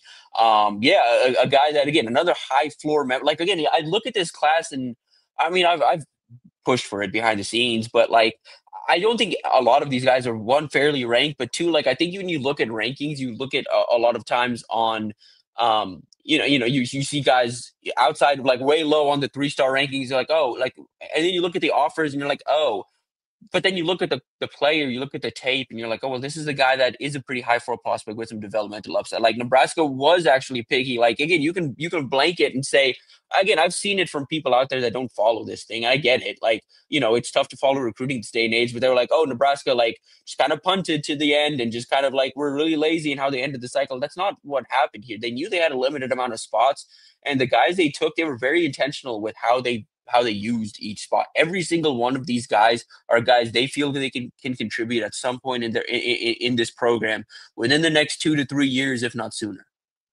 Tim, how much of this, I mean, we don't have to stay on this for very long, but the max number for this class was always less than 15, right? Yeah, but I think it's a little. I mean, I was a little surprised to see you end where it was at 10, and to not land a D lineman, to not add an edge rusher, like that is unfortunate. And I think something that I was a little disappointed in and pretty surprised by, just the fact that we got to this point and they had none of that in the class. But at the same time, like, I think there was a very conscious at some point mid-season, if it wasn't the first bye week, it's the second bye week, of assessing where this team is at, what they need to take a step forward in 26, looking at what's out there in the high school ranks, looking what's needed to be done in the high school ranks, and essentially making a decision to say, hey, we're going to turn around and use the portal. Because one, you're more likely to find instant impact out of the portal. Two, if you're smart with how you use the portal, if you're smart in how you evaluate, which, again, it sounds like they have a better plan this year with Pat Stewart and his scouts and all of that. Like, if you have an idea of what you're doing and you attack this thing with a plan, you can really improve your team if you're smart in your evaluations and you're smart in who you seek out. I think Nebraska's being very proactive about that process. I think they're going to attack Jan 2nd through the 12th with a sense of urgency, the portal with a sense of urgency. And that was part of the calculus here of like, okay, well, let's save one, NIL and resources on that front, and two, roster spots to find guys that can improve this roster from day one. Like, yeah, like Danny Odom, Luke Sorensen, maybe Rex Waterman, maybe a Jamal Roon, maybe a Nayland Scholar. Like one of those, like some of those guys may contribute as freshmen. More often than not, though, I can say a lot of these guys are high floor. I think less than half of them end up contributing in a meaningful role as true freshmen. So that's where I think when you look at Nebraska and what they're doing in the portal, they need guys that can contribute now. Like they need guys that can add to this roster, like from the moment they step on campus. Those guys are coming out of the portal, not really coming out of the high school ranks. Let me ask you something, Tim. It's kind of a 2-in-1 since we've had you for almost 28 minutes now. But who's counting? Defensively with schematics, it does seem like, Addison was kind of the made man, the untouchable one. And I definitely understand that level of surprise, whether it's the recruiting prowess of Simpson, the longtime tenured stuff with Dvorak, who, Carolina wasn't really excited to let go. He was the one guy that kind of stayed through the end on that staff. Mm-hmm. Braden, obviously relatively new, but under a little scrutiny. I get it. Anybody else? Would anything surprise you? Excuse me, other than Addison Williams not being on staff, than if anybody wasn't retained? I'm not sure. I mean, like, I wonder a little bit. I think Philip Simpson's going to stick on staff. I think he's a good resource for them in Florida, but it's he tried it a few guys, been able to pull him out of the state of Florida. I wonder just a little bit if if he at all looks around at potentially getting back closer to home. With the Voracek again, he's got to get, for as much as we're upset about like Ochoa, he's got to get some credit for Dylan Rogers and Don McCullough, right? Yes, I think so. And again, on the recruiting side of things, like he swung high. Like it's there's no shame to, losing out to Miami for a hometown Miami kid, and that's what happened with Jordan Campbell. A guy that they really really wanted, but were just unable to pull away from Miami as that recruitment got deeper and deeper. He was a longtime Miami commit, just refused to flip. With Cameron Wilson, there was another one where Syracuse chose to treat Wilson, and again, I understand it. When you're Syracuse, when you have a handful of guys each cycle that you can go out and say, hey, we need this guy. You're an instant, like you're that guy. Like they treated him like a priority target to the point where Nebraska, needs more instant impact there. They just kind of pivoted, felt like, their money was better spent elsewhere. So I can't really blame him for that. But yeah, like I think you want to see a step forward from his room. I think you want to see him kind of earn his keep a little bit as a recruiter moving forward in terms of results. I think that'll happen in 27 and 28, though. I'm not really worried about that. He seems like I like him, number one. So that's I lack a little objectivity, but I just wonder, like from a coaching standpoint, how many of those guys? Because now I'm just looking at the roster, right, for movement, and I'm like, okay, could we use this guy? Could we get something else out of this guy? And I'm thinking if they get in, maybe if they're like a base under front or like a base 4 front, like does that open the door for more guys in that room, right? Like a McGahee or a Noonan or, Rogers coming back, like playing in a true 4 down with kind of that more ends, I guess, than kind of off ball play on the line of scrimmage guys. I mean, because I felt like we missed those MJ Sherman types, and we didn't talk enough about it. Yeah, no doubt. No, I mean, I again, I had this discussion earlier this week too. Of like, I really felt, I think in retrospect, if you were to take a time machine and go back to the beginning of last offseason when Nebraska was in the DC coaching surge, and they looked at the personnel and what they had, I think they may have wanted to just fully turn into like a 4 down front. Like I think just based on the personnel they had, based on what they would do, like I think they would have made that decision with the opportunity of foresight, with hindsight with them. Like they probably would have done that. But again, hindsight's 2020. You do what you can do. You have to pivot now. Yeah, like that's what I would say. I think in my opinion on the defensive staff is I do think Rhule's comments on whoever's next, and that having that flexibility to bring their own people, I think that part of that was intentional too, and I'm curious who that affects on the defensive staff. Like I think for Terry Braden, like again, I understand like some of the flack he's taken, but at the same time, like I generally believe in the development that he's doing behind the scenes, and I believe that he's more of a longer burn in terms of everything, in terms of like the evaluating his development. It should be more on a longer term basis. Evaluating who he is as a recruiter should be more of evaluating that over multiple years. He's a relationship builder. He's not a guy that's going to come in and like throw money around and be like, hey, just come play for me. I have all these, like, he's a relationship builder. He wants to get these guys and start to build out a board of guys that he feels fit his personality, fit the room, all of that. And I think you're going to see that in 27. I just don't think he had the time to really do that in 26, and really the opportunity to do that in the 26 cycle. So I think the staff is going to be patient with Braden, at least personally. Like, that's my current feel on it. But I also wouldn't be surprised if, with the sense of urgency, with where this program needs to be, whoever the new defensive coordinator is feels he needs to bring his own, or just trust himself on the D line. And I like that's one I could see hypothetically potentially moving on. With Dvorak, I think Dvorak's a really good coach. I think he's a guy that's a rising star. Even though the linebacker play wasn't what maybe people wanted, I agree. I think the world of Rob Dvorak. I think he's a guy. I think he's a future defensive coordinator and a future head coach down the line. I just like he's a really good teacher. But let me ask you that. The last one from me. I got this question yesterday. This was from a Chiefs fan.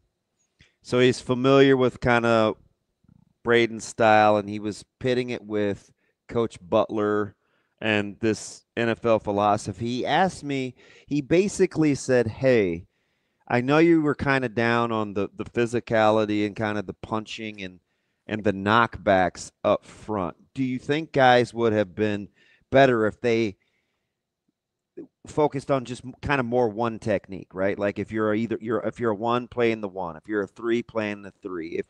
If you're a natural five or an end, play that, versus the versatility of moving guys all around the fronts. It's a little tougher when you're young, right? Yep. Filling a double team from a 2-eye is different than how you have to play in a 4, right? But you'd see a lot of guys crossover. Do you think there would have been some benefit to narrowing the scope in terms of how the development looked? Because you can always go back and get that without having to blow up your personnel. Right.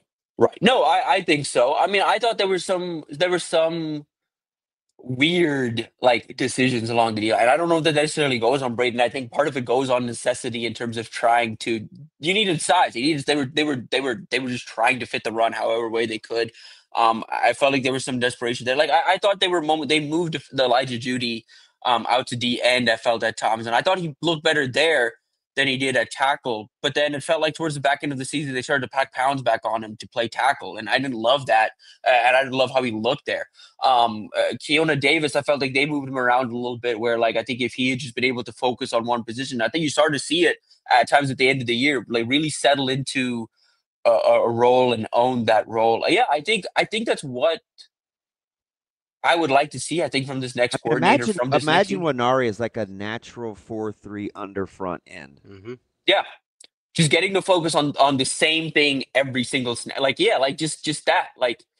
I agree. If all of that, I think, again, it's not about simplifying it because I think these guys needed to be dumbed down for them. It's not about that at all, but you could play quicker when you know what you need to do, snap in and snap out. And when you're you guys mentioned, when you're playing a bunch of different roles along the front, and there's this, by the end of the season too, this outside noise of this team can't stop the run. They need to be able to stop the run. There's this added pressure of that. You're trying to get off blocks. You're trying to make up for, at the second level, maybe not being big enough or athletic enough. And I thought there was some times where, Deshaun Singleton covered up for some stuff up front. When everyone is trying to play superhero and everyone's trying to cover up mistakes and other things, it all falls apart. And you got what you ended up getting against Penn State and Iowa, where at a point in that game, you're like, well, this team just doesn't have it against the run. They just can't stop the run. It just completely fell apart by the end of the year, just because I felt like everyone was trying to do a little too much. The pressure was bearing down on everyone. And again, if you take a step back, you give everyone a role to just lock in on. I still think there are very good players in the union. We talked about this a couple of weeks ago. I think if it doesn't take a super flashy addition to this D line room to make everyone else pop. You just need someone yeah. You need a bell cow workhorse. It was my biggest fear when Ty left. I said this 10,000 times in the offseason. I said the key will be, can they match Ty's work ethic? It wasn't necessarily, and I get the overall production, but you need a bell cow workhorse that leads the way, that kind of sets the tone for how everybody else has to do it. And I think they have some guys potentially that could be like that, like a Pet Shock, or guys that will lay it on the line all the time. I just don't know if they were old enough to know what real day-to-day rigor looks like without it being kind of pulled out of them. You know what I mean? Right. Yeah. I mean, again, like it's comparing a guy who in year 6 to guys in the second and third year in the program. Like it's a sizable difference in the development one guy's got compared to the other. Like again, like I think Cade, Riley Van Poppel, Keona Davis, Williams and Bernard, like what they'll be in year 4, for some of them potentially year 5, like what those guys will be as seniors, is I think worth working through all of this out for. Like I think all of this, it's worth working through the kinks for because of what those guys can do down the line. And again, I think those guys can take bigger steps forward than I expect with, just a guy with a high motor. I think that like if you're looking at for traits outside of size and production on the D line, motor should be way up there for Nebraska. Yeah, but significantly more important than actual girth. Yeah. Hey, I'm married to it. No, you're not wrong. Like, I mean, like genuine, like a six. You stop the run with effort and toughness. Yeah, like a 6'1", 6'2", 320, 310 to 320 pounder that like gets off blocks quick and all that. That's good enough. That can be good enough. You don't need to get like 6'6", 320, 330. You know what I mean? Like you just need a guy that can take up space, 1, and 2 is going to get off blocks. And it's going to do it again. It's 3 snaps in a row. Can do that 3 snaps in a row. Can do it all game long the way Ty did. Yeah. That is our guy, Tim VERGHESE. Great stuff as always. Appreciate the little extra time today, Tim. And well, we didn't get you till 8:04, so it's really only 37 minutes. Yeah, we're only a little. Sorry, Tim. Appreciate the time as always. We'll talk to you next week. Appreciate you guys. TV. That is Tim VERGHESE. I'm a little biased just because I've seen it done multiple ways. So sure. I'm always going to bristle up at you have to do the it mythical like this, numbers. or, You have to do it. I'm not.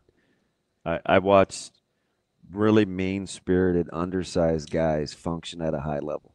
I'm telling you, Jason Peter never played at a pound over 290. And this isn't about the glory days. It's about his temperament. Yeah. Guy's a miserable soul. Mean-spirited. Yeah. Yeah. Just aggression, just toughness. Kevin Raymakers was undersized, but he was mean. Like, how big? I think I know the answer to this. How big was Jason Peter when he got here? I couldn't have been, but 240 maybe. Yeah. I thought 235, 245, somewhere in there. I mean, so, and I don't even have to go to like the great. Yeah. But I'm just saying, like, you can stop the run a multitude of ways, but number one, it better be a temperament. But the question was really good yesterday because I'm like, I go back to, and you told me I was nerding out or whatever. It's all right. I was thinking like karate chop to the esophagus. Blocked it. Where I just was like, ooh, I wonder if anybody's ever put dirt in his throat as a kid or sand where you have to like feel like you swallowed sand. Blocked it. But when he's like, hey, there were times where I just was like, when I went back to the bench, could I just play this in a 1 versus, being in a 2-eye or feeling the double team in a 4 tech. Yeah. Where they're vastly different. We just look at it to the naked eye and we think, oh, guys are just multiple. But that is the downside, right? And I gave the analogy yesterday where the story where, Coach Samanji sometimes would say, hey, my guys don't like this. So try not to call that. Yeah. Right? Like, hey, we don't like force. Or we don't like boot. Or we don't like, or we do like, or we like whatever. So guys do have. Yeah, there's a comfort level of a style that they like to play. I just wonder if they did the basics long enough to be able to move up and down the front. And maybe that lent itself to the lack of violence because we're tentative. Yeah, uncertainty. Uncertainty leads. So that got the whole wheel spinning from the Q&A yesterday. Yeah, I think so. Let's take a quick break here. We'll get to Adam McCLINTOCK at the top of the 9 o'clock hour, and then we'll talk to Coach Stroh from Iowa Western at 9:30 as well. How about Tyler gets off the bus and they catch a break? They get a heat wave today. I think it's still going to be pretty cold tonight. They should have played yesterday. Guys would have got back on the bus. Or Saturday when it's snowing. What's the temp Are we tonight? getting snow again? Yeah. I'm thinking about going. Tonight? Yeah. Yeah, I mean, it's going to be all the way up to 34. That's a heat wave. Compared to yesterday, it sure is. Yesterday was rough. Thought I was going to have to go back to next gen. A little cold out. Just kidding. We'll be right back. More Hurrdat Sports Live.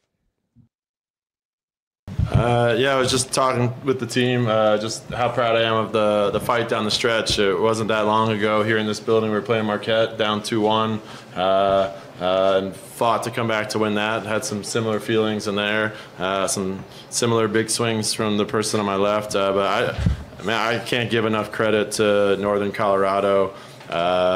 I mean, the first set, we punched them pretty good with service pressure. Our block was really good in that set. And then they made some really big changes in that second set and beyond to just serve the ball as hard as they could. And, man, their defense was special good. They were so scrappy. So many swings that we took within rallies that would have scored 99 times out of 100, I think, and they just found a way to get them up, or if we blocked the ball, they covered it. Like they were relentless defensively, and so that put a lot of pressure on us. And so, I mean, 23-25 sets. What I talked to them about was the comeback in that third set. I thought was the difference in the match.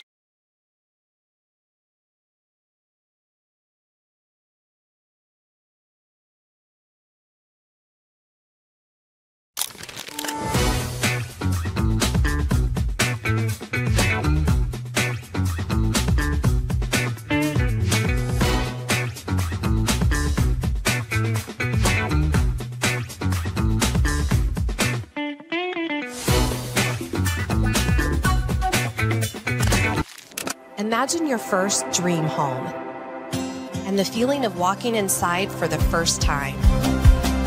With Centrist Federal Credit Union's First Time Home Buyers program, you are at the doorstep of bringing your vision to life.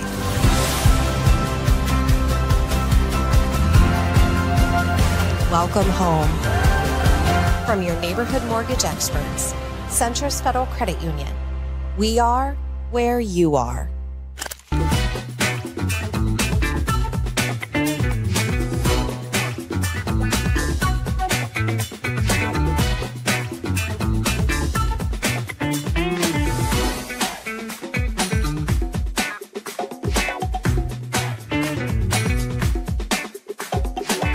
I'm more concerned about how we're playing on the other side of the ball, and so I didn't even know that was a program record or anything. I think that's been taking care of itself. We've been sharing the basketball well, which I'm thrilled with, and then having so many efficient performances. Like when you look at Amaya Hargrove being 5 for 8, Britt 7 for 9, Petra 6 for 8. I mean, just a lot of really efficient performances, and I think when you do that and see that, you're probably going to see some points put up on the board. And I like the pace that we're playing with right now, and that starts with Britt, but it's everybody doing their part.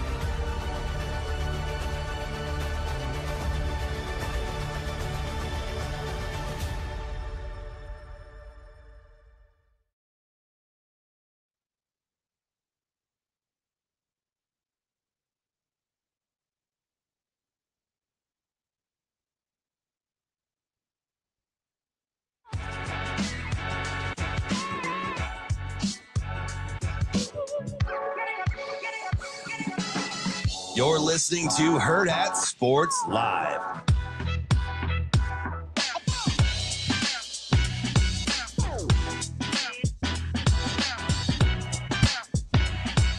Welcome back, Hurrdat Sports Live. That's DBM Ravi Lulla here at Hurrdat Sports Bar and Grill, reminding you, make sure you go check out our friends over at Centris Federal Credit Union. It's the time of year we talk about spending money, but they're always trying to help you save money as well, whether it's their Roundup program, whether it's their certificates and savings account bundle. They can help you save money even in this time of year where it seems like the money's going out the door faster than it's coming in. Try and get a hearty financial start on the new year. Start now, start early, start with Centris Federal Credit Union. Terms and conditions apply, federally insured by NCUA. So, DB, I don't necessarily want to sidetrack this whole thing. We're going to talk to Adam McCLINTOCK here in a second, but we're talking about recruiting with Tim VERGHESE, right? And the great Adam McCLINTOCK. Adam McCLINTOCK, the GOAT. We love Adam. I do. No, he's terrific. Should I just pick his brain about recruiting or coordinators and coaching rankings? Yeah, I love it. His numbers are phenomenal. I know. It's like a sickness. I know. Every time I feel bad. Say I'm nerding out. Like, you have a lot of nerve. I nerd out all the time. It wasn't a judgment. And guess what? Yeah. I'm not the one that has. Aren't you a PFF subscribe guy? 100%, yeah. Yeah, see, even I don't do that. Oh, me saying you're nerding out was not a derogatory. You took it that way. Oh, I nerd out all the time. Like you'll say something. I was telling one of our bosses, Gorman, about this the other day. You'll say something. How is Chris? He's doing good. Chris is funny. So you'll say something offhandedly almost, and then I'll spend 4 hours that day deep diving into it so I can talk about it for 90 seconds the next morning. And I'm like, time well spent. What a good decision you made there, Ravi. When I say nerding out, like, it is in no way derogatory. Oh, man, I miss Gorman. Like, that's just the thing that like when you deep dive into something that is sort of a niche, whatever topic. Yeah. Like I consider that nerding out. That's fine. Yeah. It's all good. Yeah. The whole Van Poppel thing. And then the questions I got in Nebraska City, I was like, oh my gosh, is there something to that? Yeah, maybe. Yeah. I don't know. I do want to see it, though. I do think there is and I talked about this with speed more than violence, but I think it's hand in hand, is hesitancy makes you slow. Yeah. Like if you want to play pullers or, play scoop blocks or whatever, like you have to do it all the time at a high rate of speed. And it's more than just drill work, right? But again, it's a difference seeing a double as a true nose versus being on a 2 or now. And I like versatility. I'm not saying, but you typically need to be more experienced. Also, you want to master something first. Yeah, I agree. Right? I agree. Like it felt a little bit like, and we talked, Coach Rule talked a lot about it. Coach Butler talked a lot about it. It's like, well, we want to be multiple. We want to have lots of options. We want guys to be able to do this, this, this, and this. And I was like, can we get them to do just one thing first that they feel really, really comfortable with? Yeah. That they feel like they can execute at a high level all the time. I'm just being lazy. Mm-hmm. Maybe I'll ask. Nah, I don't want to ask Keith for a favor. Although I haven't asked Mann for a favor. Keith Mann. Oh, it's been a minute. Yeah. I want to go back to find the press conference mm-hmm. where Coach Rule was addressing like defensive philosophy and playing quarters, and he kind of offhandedly was like, "Do we really want to do this?" Right. Yeah. Because it's hard, and it's not even so much that it's hard. It's that you better be pot committed. It's hard to identify quick enough and to be able to get where you need to go. Like everything has its deal, mm-hmm. and it has its pros and cons to how you want to play it. So I just think philosophically, it was disjointed. But part of it was, a lot of the players really like JB. I like JB. And he liked a lot of what they were doing already. Mm-hmm. It's just there was a disconnect in getting the best out of them to play hard. Yeah. And again, uncertainty makes it look like you're not playing hard because you don't feel or slow or whatever. Yes, slow. God, Kentucky's schedule is nasty. That's what they do, man. Just go out and play ridiculous. Like I'm sorry, that was a random, but yeah, we saw a commercial for Gonzaga, Kentucky. Who isn't Kentucky going to play in the non-con? I'll look up what their schedule is. By the way, I'm a Ken Palm guy too, so I'm nerding out on that too. That's okay. I rock with Ken. Dude, Ken Palm's great. So last night I didn't eat, but I got it to go. Mm-hmm. It was called the Triple Threat, and I didn't get there till 7. I didn't realize the doors open so early, but I think they open at 5 maybe, or something at Holy Ghost. Yeah. But I told you from the last time I learned that they actually put the menu up. And there's a place that I can actually see what they have back there. And there was this thing called the Triple Threat. Ooh. And I knew it was going to be a hard night. 3 different types of meat. Yep. So it was a burger, cheddar cheese, smoked sausage, and bacon. Ooh, okay. And I smell like beef. After eating that, you got it. Probably smells pretty good. That was a pretty good one, Shane. Yeah. But I didn't eat it yet. And I set it on the stovetop. Mm-hmm. And I'm going to tell you, I'm going to eat it at some point, and I don't want to hear your mouth. Can't make that promise. I think it should be fine, as most people would eat it. You're not putting that in the refrigerator. Yes, you are. Normal people put things in the refrigerator. Disagree. So we're going to be you left it out on the counter last night, right? I got home at probably 10. Okay, so when are you going to eat that? Tonight, maybe? No. Tomorrow? I don't know. I forgot to ask Micah what we're having. Like I set the stuff. I set the meat out, and no, it's typically frozen first. No, that makes sense. I understand that. I was like, I could spatchcock a whole chicken. We could do some version of a homemade pizza. That's where you like split it in half, right? And like lay it a little flat. Yeah. Although, are you surprised I knew that? Yes. Well, you heard Natasha talk about it. Yeah. That's not what I was going to say. Do you? It's a compound word. You heard the second part of the word, and you're like, "Oh, I know that word." What does spatch mean? Do you warm these items up after or before you eat them? I'll warm it up. Oh, you'll be fine. Knife and fork. You'll be good. Yeah. Yeah. They put my name on a little styrofoam thing. What's wrong with you? You're not eating that? Not if it's gonna be. Do you have a problem with once melted cheese and then eating it again at a later time? Not really, but I'll put it in the fridge and I'll warm it up. But I don't have a problem with it's not as good, but I'll eat it. So that's not the issue here. I'm not leaving meat out on the counter for 2 days. Since I haven't seen my guy this week, yeah, I need to schedule my appointment for next week with Kyle. You're gonna be my black couch guy. Okay. What can I do for you? Dug through the trash at the facility in Lincoln because the show is really timed. Like Jessica's got the producer in her ear, and like we're timing the videos, and so I had a little bit of a break. So I was like, "Hey, I'm gonna go out and get a breakfast burrito," because they had this elaborate setup. All the coaches were in there. It's a cool little spot. And the guy is like got this cart and all these tins, and I go, "Oh man!" I said, "What happened to the burritos?" He's like, I threw them away. And I go, "You went after him?" I go, "What?" He goes, "Oh, they're in the trash."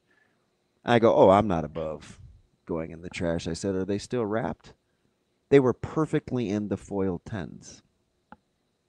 So I grabbed 2. I put them in my backpack, not inside, the outside. I put them in this nice little pocket right here. Okay? Yeah. I forgot they were in there. Stop it. But I left them in my car. So yesterday morning, before I went to work, came here, I put them in the fridge. Technically, they were being refrigerated, right? Okay, you're being a jerk. Technically, they're refrigerated, right? Not really, but sure. Okay. So Micah got his haircut yesterday. He wanted to eat something real quick. I said, "Hey, there's breakfast burritos, and they're already wrapped. I haven't touched them. They're from Lincoln." Can't believe you do that to your children.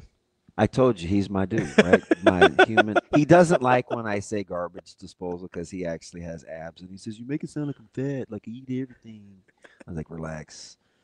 He's like 16, like all 16-year-old athletes eat everything. It's fine, Micah. You're fine. He ate them. He ate it, and I said, "How was that?" He goes, "Man, that was actually amazing." And I was like, whew. "How you like them apples?" And it had a big fat thing of egg in there too. You got problems, man. I made that triple threat at some point. That's better than the triple threat 2 days from now. I forgot it was in there because too. I mean, they're fatty. Because at least it was cold-ish in your car. I thought you would dock me for digging in the trash. No, if it's wrapped, he looked at me sideways. If it's fully wrapped, like I'm taking that over 3-day-old counter meat. I walked back in with these burritos, and Jess is like, "What are you doing?" It's like, "Don't mind me." I'm gonna eat the other one today, maybe. We're gonna talk. You're gonna have an issue like you did the other morning.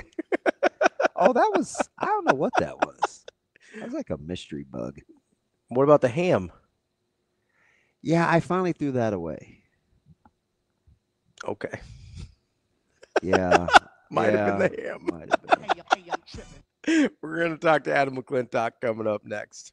That's Hurrdat Sports Live.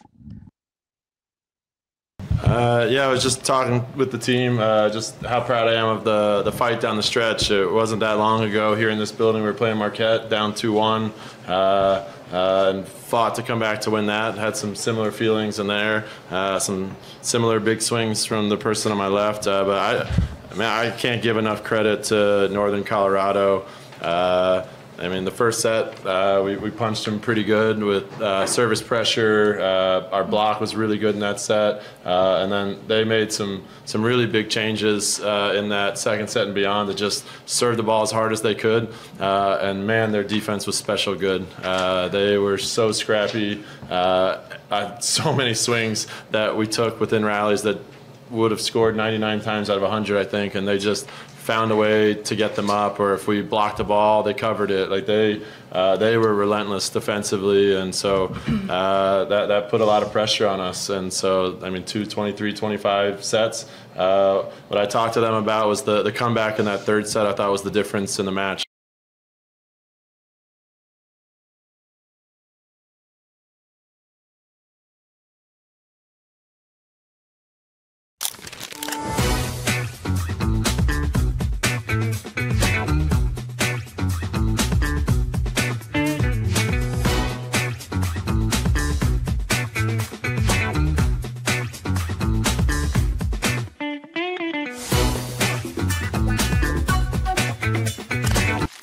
Imagine your first dream home and the feeling of walking inside for the first time. With Centrist Federal Credit Union's First Time Home Buyers program, you are at the doorstep of bringing your vision to life.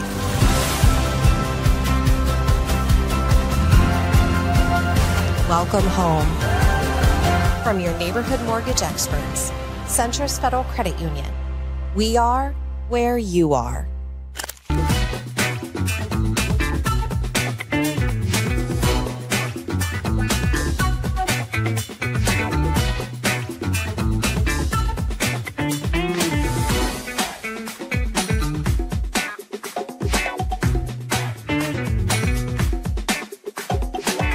I'm more concerned about how we're playing on the other side of the ball, and so I didn't even know that was a program record or anything. I think that's been taking care of itself. We've been sharing the basketball well, which I'm thrilled with, and then having so many efficient performances. Like when you look at Amaya Hargrove being 5 for 8, Britt 7 for 9, Petra 6 for 8. I mean, just a lot of really efficient performances, and I think when you do that and see that, you're probably going to see some points put up on the board. And I like the pace that we're playing with right now, and that starts with Britt, but it's everybody doing their part.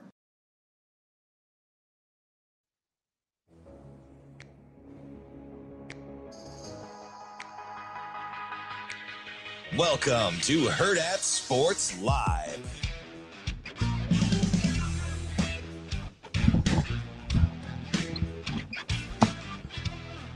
Welcome back, Hurrdat Sports Live, presented by Centris Federal Credit Union. That's DB. I'm Ravi Lulla here at Hurrdat Sports Bar and Grill. We are joined now by Adam McCLINTOCK from Matrix Analytical. Adam, how are we doing this morning? Pretty good. How you guys doing today? Hey, Mac, we are hanging in there. I have yet to make fun of Ravi, but I better get your opinion before I go all in on him. Are you in? Well, first of all, Hostess or Lil Debbie's as a brand? Oh, man. So you can only get what comes with each brand.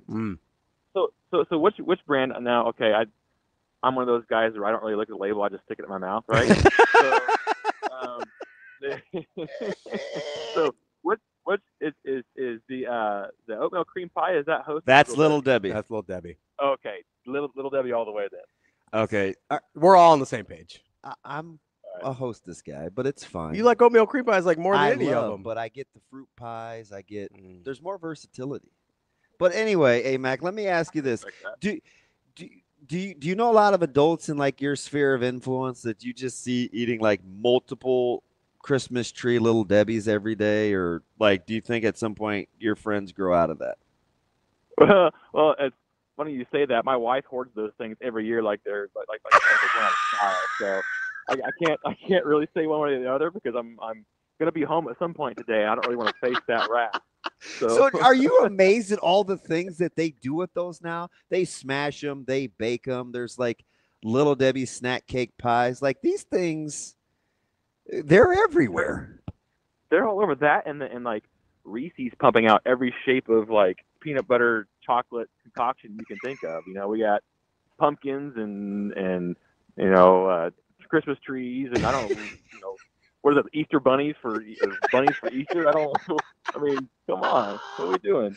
Oh shoot! Speaking of what are we doing? First of all, I just real quick, you're not going to stand for the slander. Like the different Reese's shapes actually do taste different. Do they? Oh, I know.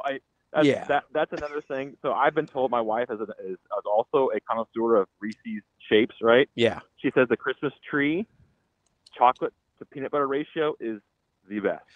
So I think it's second. I'm a big Easter egg guy. Okay. The Easter egg shape I think is elite. Christmas tree is second.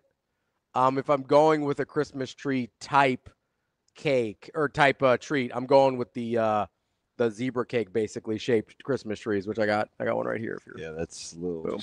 Yeah. Well, he has two. I do have two. Adam, yeah. like we're doing too much.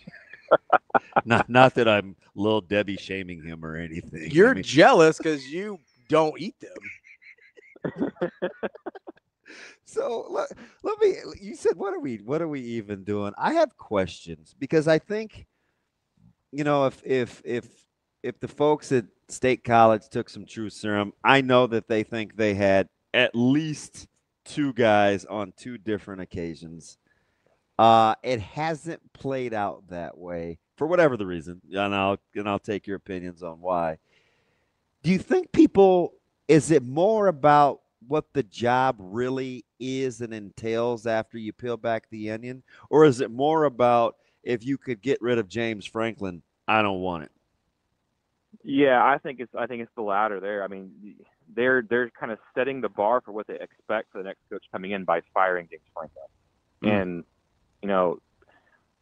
that's a tough. I mean, it is a big brand.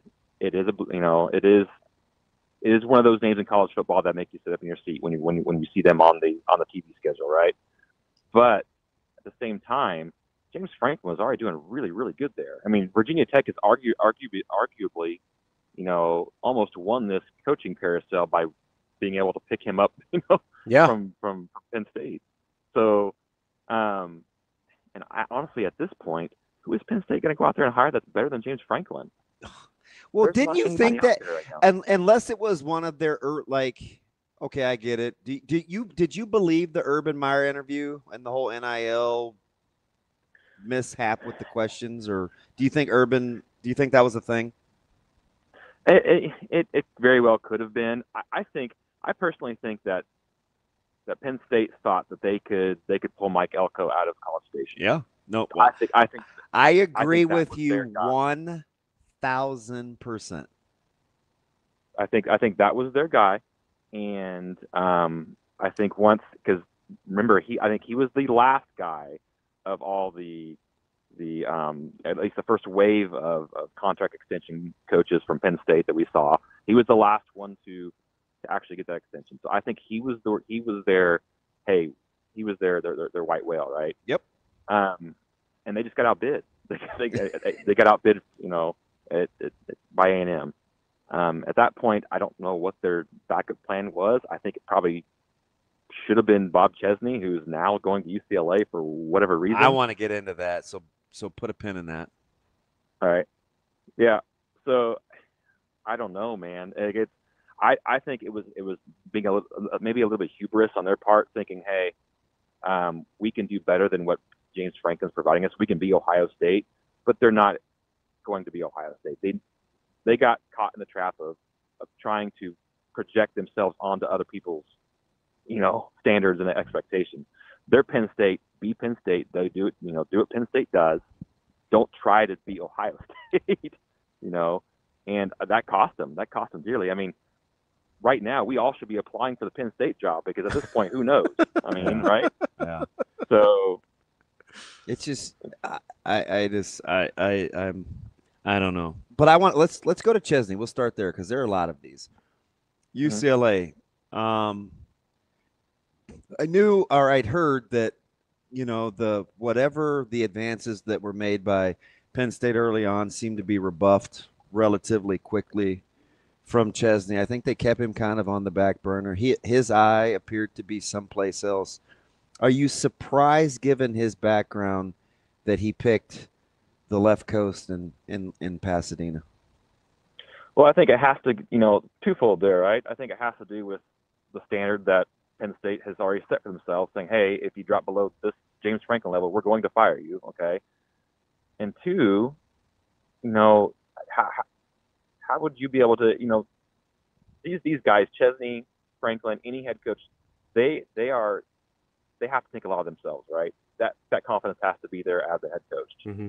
How would you be able to walk into that building knowing that you were the second, third, fourth choice, right? And try to win that press conference, try to win over that program, knowing that, hey, I was the fallback plan. So you take that mindset and just the standard knowing of what he was going to have to achieve at Penn State, and then you kind of smear that with, hey, I can go to UCLA, who has very, very, very low expectations, and I'm their white whale. They want me here. I'm their home run. Mm-hmm. And I think that kind of gives you some insight of kind of why he may have rebuffed Penn State when they finally came around to him. Do you think they get in that specific situation? I think we see that play out quite a bit. Do you think guys that are the home run get a longer runway than guys that are third, fourth, fifth choice? Absolutely. I mean, we just went through that here, didn't we, in Lincoln? Sure. Yeah. Yeah. I mean, touche. I mean, let's not rehash that whole saga, but I think that wouldn't have lasted as long as it did if it wasn't the home run hire, right? So I think that does buy you a few more years, because people you have that credibility coming in that, hey, you're the guy and you can get this done, whereas you're coming in as the fallback option of, well, we'll give this guy a shot, but if he doesn't get it done right away, then maybe we move on quickly. So, let me ask you something. Could you see a scenario, and I guess anything's possible after how Kiffin played his hand and people went along with it, but could you see a world in which Lincoln Riley may be on the move somewhere other than staying at SC? Yeah, absolutely. I mean, you hear he fought with the alumni there, trying to get out of the Notre Dame series. He's sick and tired of having to travel, across the country, for their schedule. I mean, he's got some gripes that you've kind of quietly heard in the corner there. He's kind of snuck out the back door before of a blue blood program. Yeah. So it's fool me once, that and how that whole saying goes. I can see him doing it, but where would he go right now, honestly? Because Florida's filled, LSU's filled. I don't think he's leaving one coast of the Big Ten to the other coast of the Big Ten for Penn State. I think right now, if Lincoln or Ivy were to leave, it would be for an NFL position at the end of the year. Is Dable an attractive candidate with? And I don't know how you do with your NFL data, but is he an attractive college candidate? In this climate, not as attractive as he would have been maybe a decade or so ago. Because for the fact that he can't bring anybody with him. Yeah. Penn State's got a bunch of players that are probably going to leave. All right, because they were James Franklin guys, right? Mm-hmm. Along with whoever Franklin brings from that coaching staff with him to Blacksburg. Brian Daboll's coming in and he has to start from scratch. Okay, he's never coached at a college program, as a head coach. He's got a great track record as an offensive coordinator in the short time he did that at Alabama. Okay, but once again, Alabama talent difference between them and their roster and who they play is much different than Penn State and who they play. They still are very talented rosters, but Alabama is usually in another tier. That to me would be a high risk hire. And if you're going to do that, swallow the pill and go hire Brian Kelly. I mean that's. I know he's got a lot of ick with him, especially from all the things that came out after he left Notre Dame and then now after he's left LSU. But if you're going to drop down to where you're taking on that type of risk, then I would like to see Penn State probably pursue Brian Kelly before Brian Daboll. Interesting, because I think we have forgotten about Kelly during this coaching cycle. But, man, people couldn't wait to whack him once he left LSU. Like some of these – and I get it. There's always two sides, but I don't know if it's the Kelly name, but between he and Chip, like they give zero cares about – like it's incredible given the success that both those guys have had. Yeah, I mean, those guys are gruff guys, and they don't want to deal with any of the fluff. They don't have to deal with the NIL side of things. They just want to coach football, and that's as sad as it kind of sounds, that's kind of going by the wayside these days. You kind of have to have a jack of all trades at that head coaching position, somebody that can fundraise, who can bring the support for the NIL, who can shake hands, kiss babies, smile for the cameras, and not fake an accent at press conferences. I mean, those type of things. They want somebody who can win the fan base, who can. Gone are the days of just the coach that can lock himself in a room and come up with a good game plan and go coach ball and win. I mean, look at what happened at East Lansing. That's a perfect example. That's right. Oh man, that's a good ball coach that they let go. Jonathan Smith is a very good ball coach. And I agree. From what we've heard, it was a lack of desire to engage with some of the boosters in NIL that kind of got him in the end. He just wanted to coach ball and be left alone, and you can't do that anymore. So, that's kind of where we're at. Let's talk about Matt Campbell here for a second, because he's the latest name that's popped up with Penn State, and we've seen him rebuff what I would consider much better jobs than the Penn State job. I mean, he was allegedly in the running at Texas. He was allegedly in the running at places like USC. Do you think he would be a good fit at Penn State? And B, where do you guys kind of see Matt Campbell? Because I'm a big fan, but I'm curious what your numbers say on him. Oh, yeah, we like Matt Campbell as well. We have Matt Campbell kind of in the same range as like you can compare him to like Brett Bielema. You can compare him to PJ Fleck, to even Matt Rule's kind of on the upper end of that. Coach Rule's on the upper end of that tier as well. Good coaches, very, very, very good coaches. Matt Campbell is in that mix of guys. Okay, that would be a great hire, especially at this point at Penn State. Mm-hmm. And you look at Matt Campbell's profile. He has done these things with roster talent that is that is, usually not quite of what he's playing. Okay. He's been able to swing up at the Giants in his conference and win all of those. He's also been able to get the type of talent he wants to Ames, Iowa. If he can do that, then Ames, Iowa is not all that different than State College, Pennsylvania. You just have a little bit more cachet behind the name. I think that would be actually a really good, really smart and good get for Penn State. They would have to get over the whole recruiting ranking type of thing, because Matt Campbell's not going to kowtow to the recruiting services and go, down a list of 4 and 5 star guys trying to get those guys. He's going to get the guys that fit his system the best. And that's something that he would have to really, Penn State fans would have to really be able to stomach, not seeing their name at the top of the recruiting rankings every year. But if they were to do that and they were to be patient with Matt Campbell, I think that could work. Man, I just don't see why of all the things he's turned down by now. But let me go ahead. Now, I'm not saying that he should do it from his point of view. Yeah. But Penn State, that would be a good thing for them. Let me ask you about Auburn. And I had to take a double take and make sure it was something that Auburn did. Because it looks good on the surface. Mm-hmm. What does the data say? Auburn. Okay, let's hope we don't have a lot of Auburn fans in the Omaha Metro, so I'm about to make them really mad. That was a big swing and a miss there. Okay, we're not a fan of Grolish. Okay, it took him 5 years at South Florida to have a winning record. All right. That is with some of the better, talent on his roster in that conference. This reminds me a lot of Willie Taggart. That's who this reminds me of. Oof. So their profiles are very, very similar.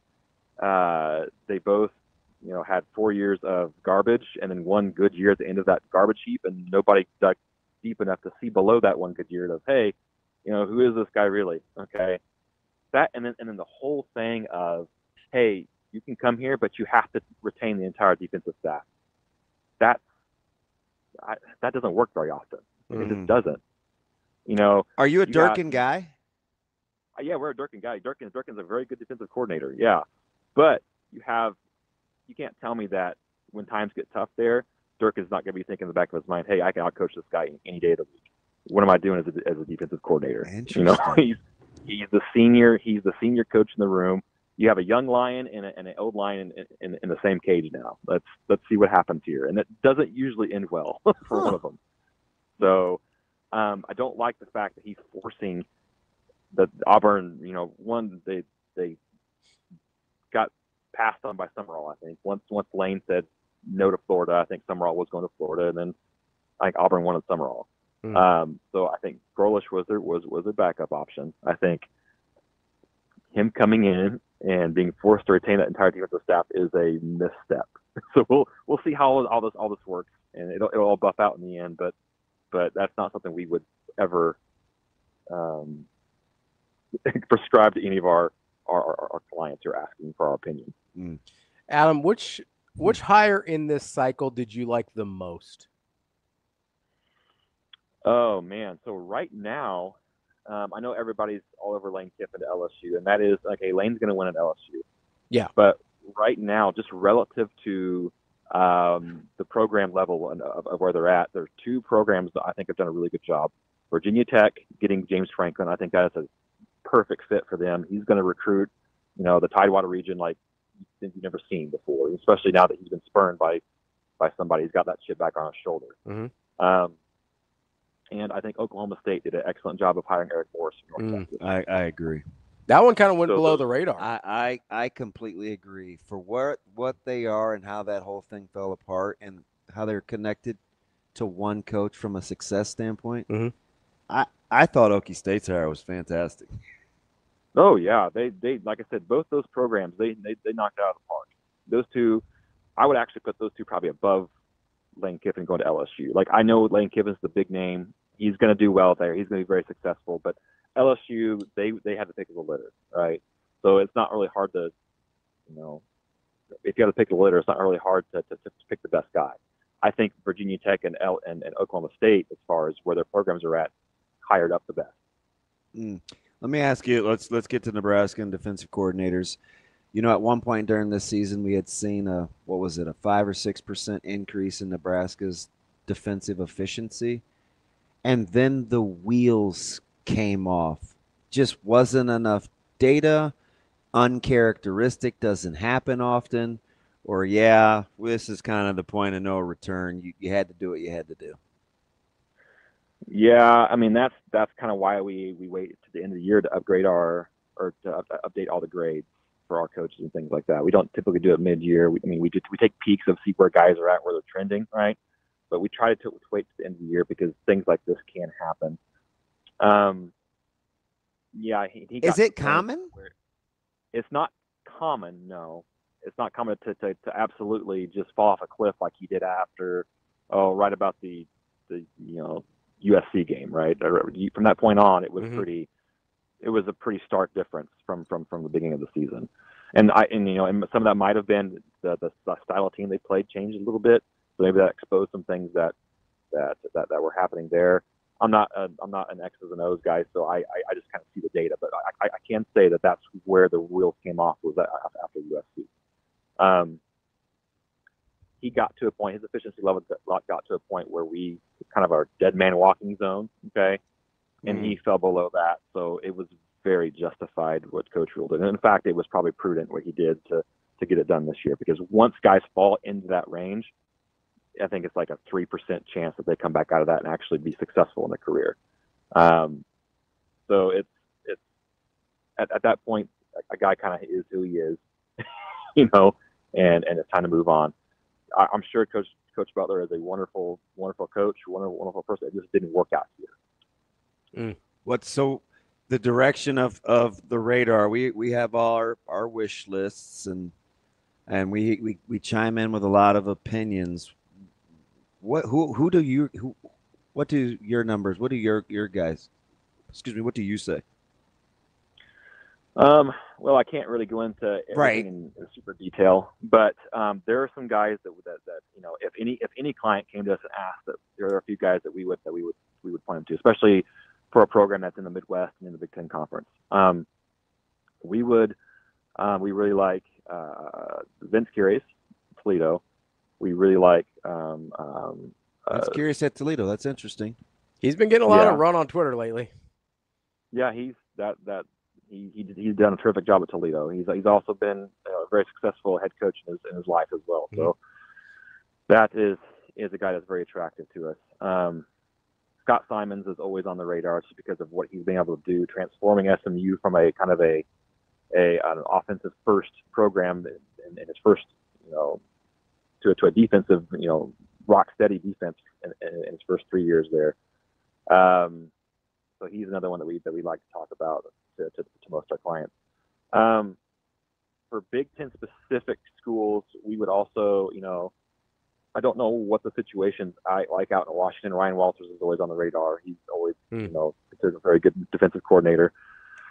Another guy that we like that people don't talk a lot about is he's down in New Mexico right now. His name's Spence Nowinski, and he's with Eck, right? Yes. Yep. Mm-hmm. Their turnaround has been incredible, but I'm an Eck guy just because of where he's come from and my familiarity with that program. Oh, we could have a whole other segment talking about Eck. We are big. He's got to be like that job that he's done there has been nothing short of incredible.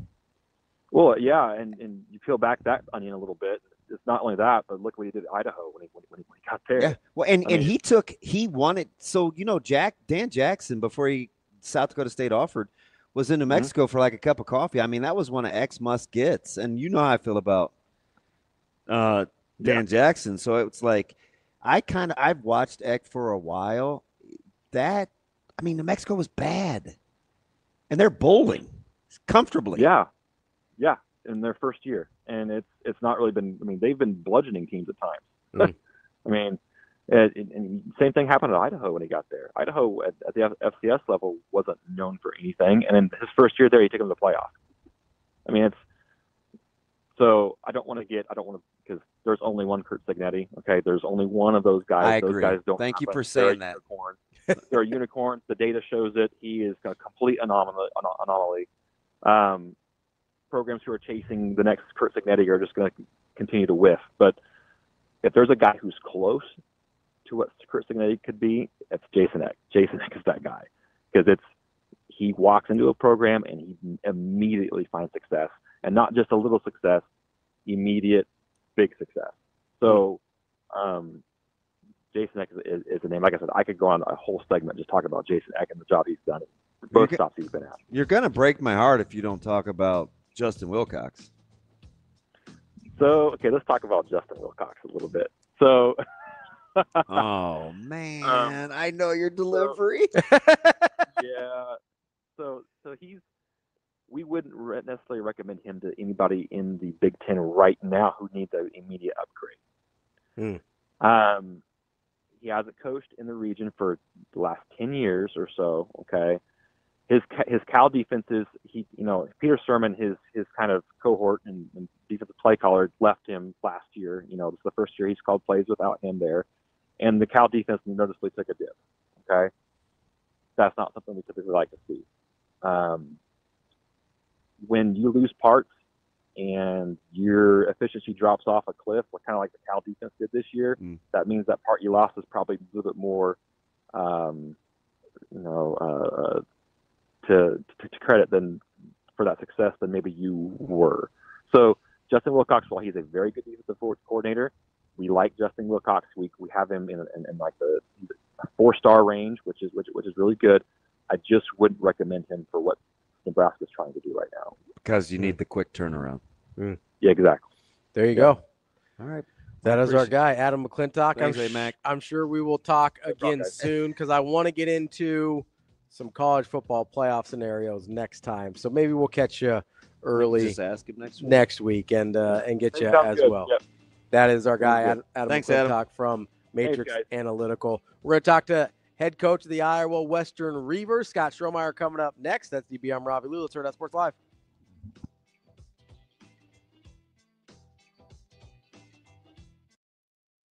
I think the players probably feel it more, to be honest, because they're the ones that they're seeing and reading and hearing more of the outside noise. I think as a coach, you're a little more focused on the task at hand, and there's a lot, especially into these tournament weekends where you're prepping for 3 teams in 3 days. So there's a lot that goes into that, and you're still doing the other parts of your job. So I certainly can empathize with the players that they're feeling a lot of pressure and expectations. And I think that's a staff's job to take as much of that off of them as we possibly can, whether it's through messaging, the way we coach, the way we're communicating. There weren't really too many lows. Just in general, there's there's things here and there. People get tired, a little banged up, but yeah, there really weren't too many lows. But that's what I mean. We were out of them quick.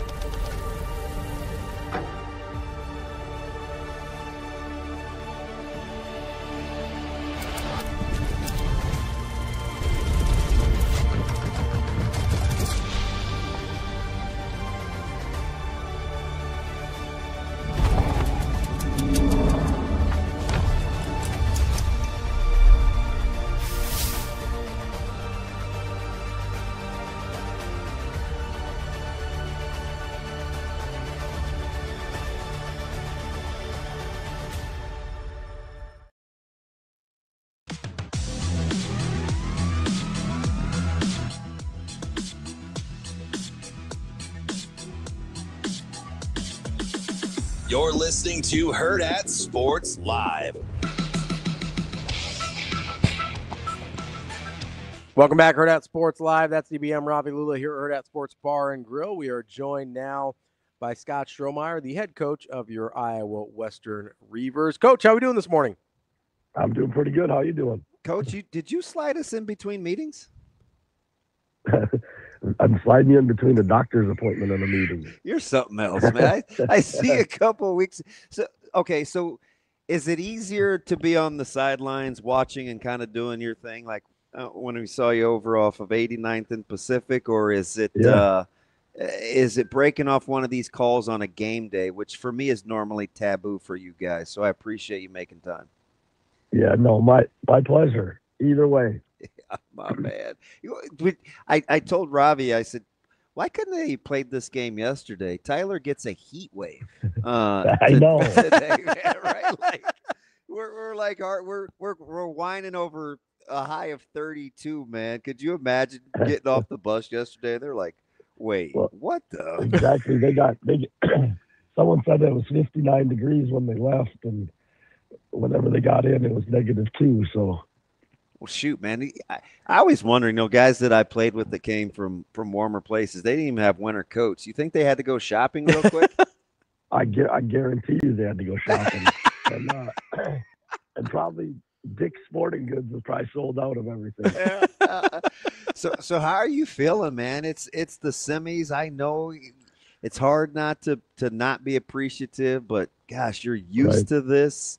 It's at your place, man. How you guys feeling? Well, I think like right now, I think we're playing. Excuse me, my voice. I'm losing my voice, but not good before a game. But I think we're playing our best ball. That's kind of been our MO. We started the season and trying to find our core group of guys and the roles that they're going to play, and we've been playing like top-notch defense again. Man. And our offense is really coming, has been clicking, and kind of, like I said, we've had a lot of injuries, but you're finding those things help you down the road when guys are healthy, and now you have other guys with game experience. Shoot, I know Coach Blackburn revs high, and Terry's right behind him, and those guys bark quite a bit on that side of the ball, man. But the numbers, it's funny. I look at stats, and then you look at the personalities. Nothing screams Blackburn and Terry and that defensive staff like havoc. Your havoc stats defensively. Are we serious right now?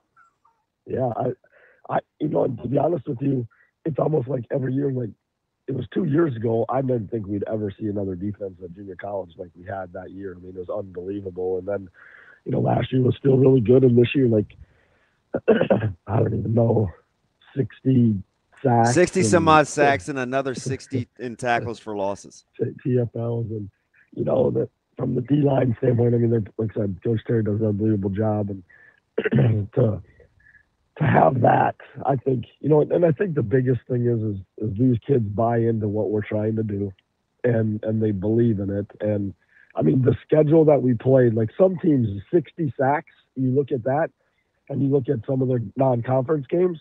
Well, yeah, I can see how some of them get inflated. Well, our 2 non-conferences against Georgia Military, which was only lost was to us, and Snow College, who's in a bowl game. And they put those numbers up with no cupcake on the schedule.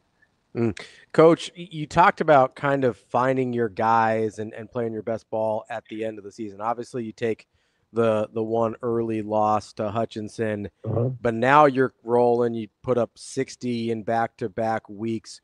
Where have you seen the most growth from your team from the start of the year until now?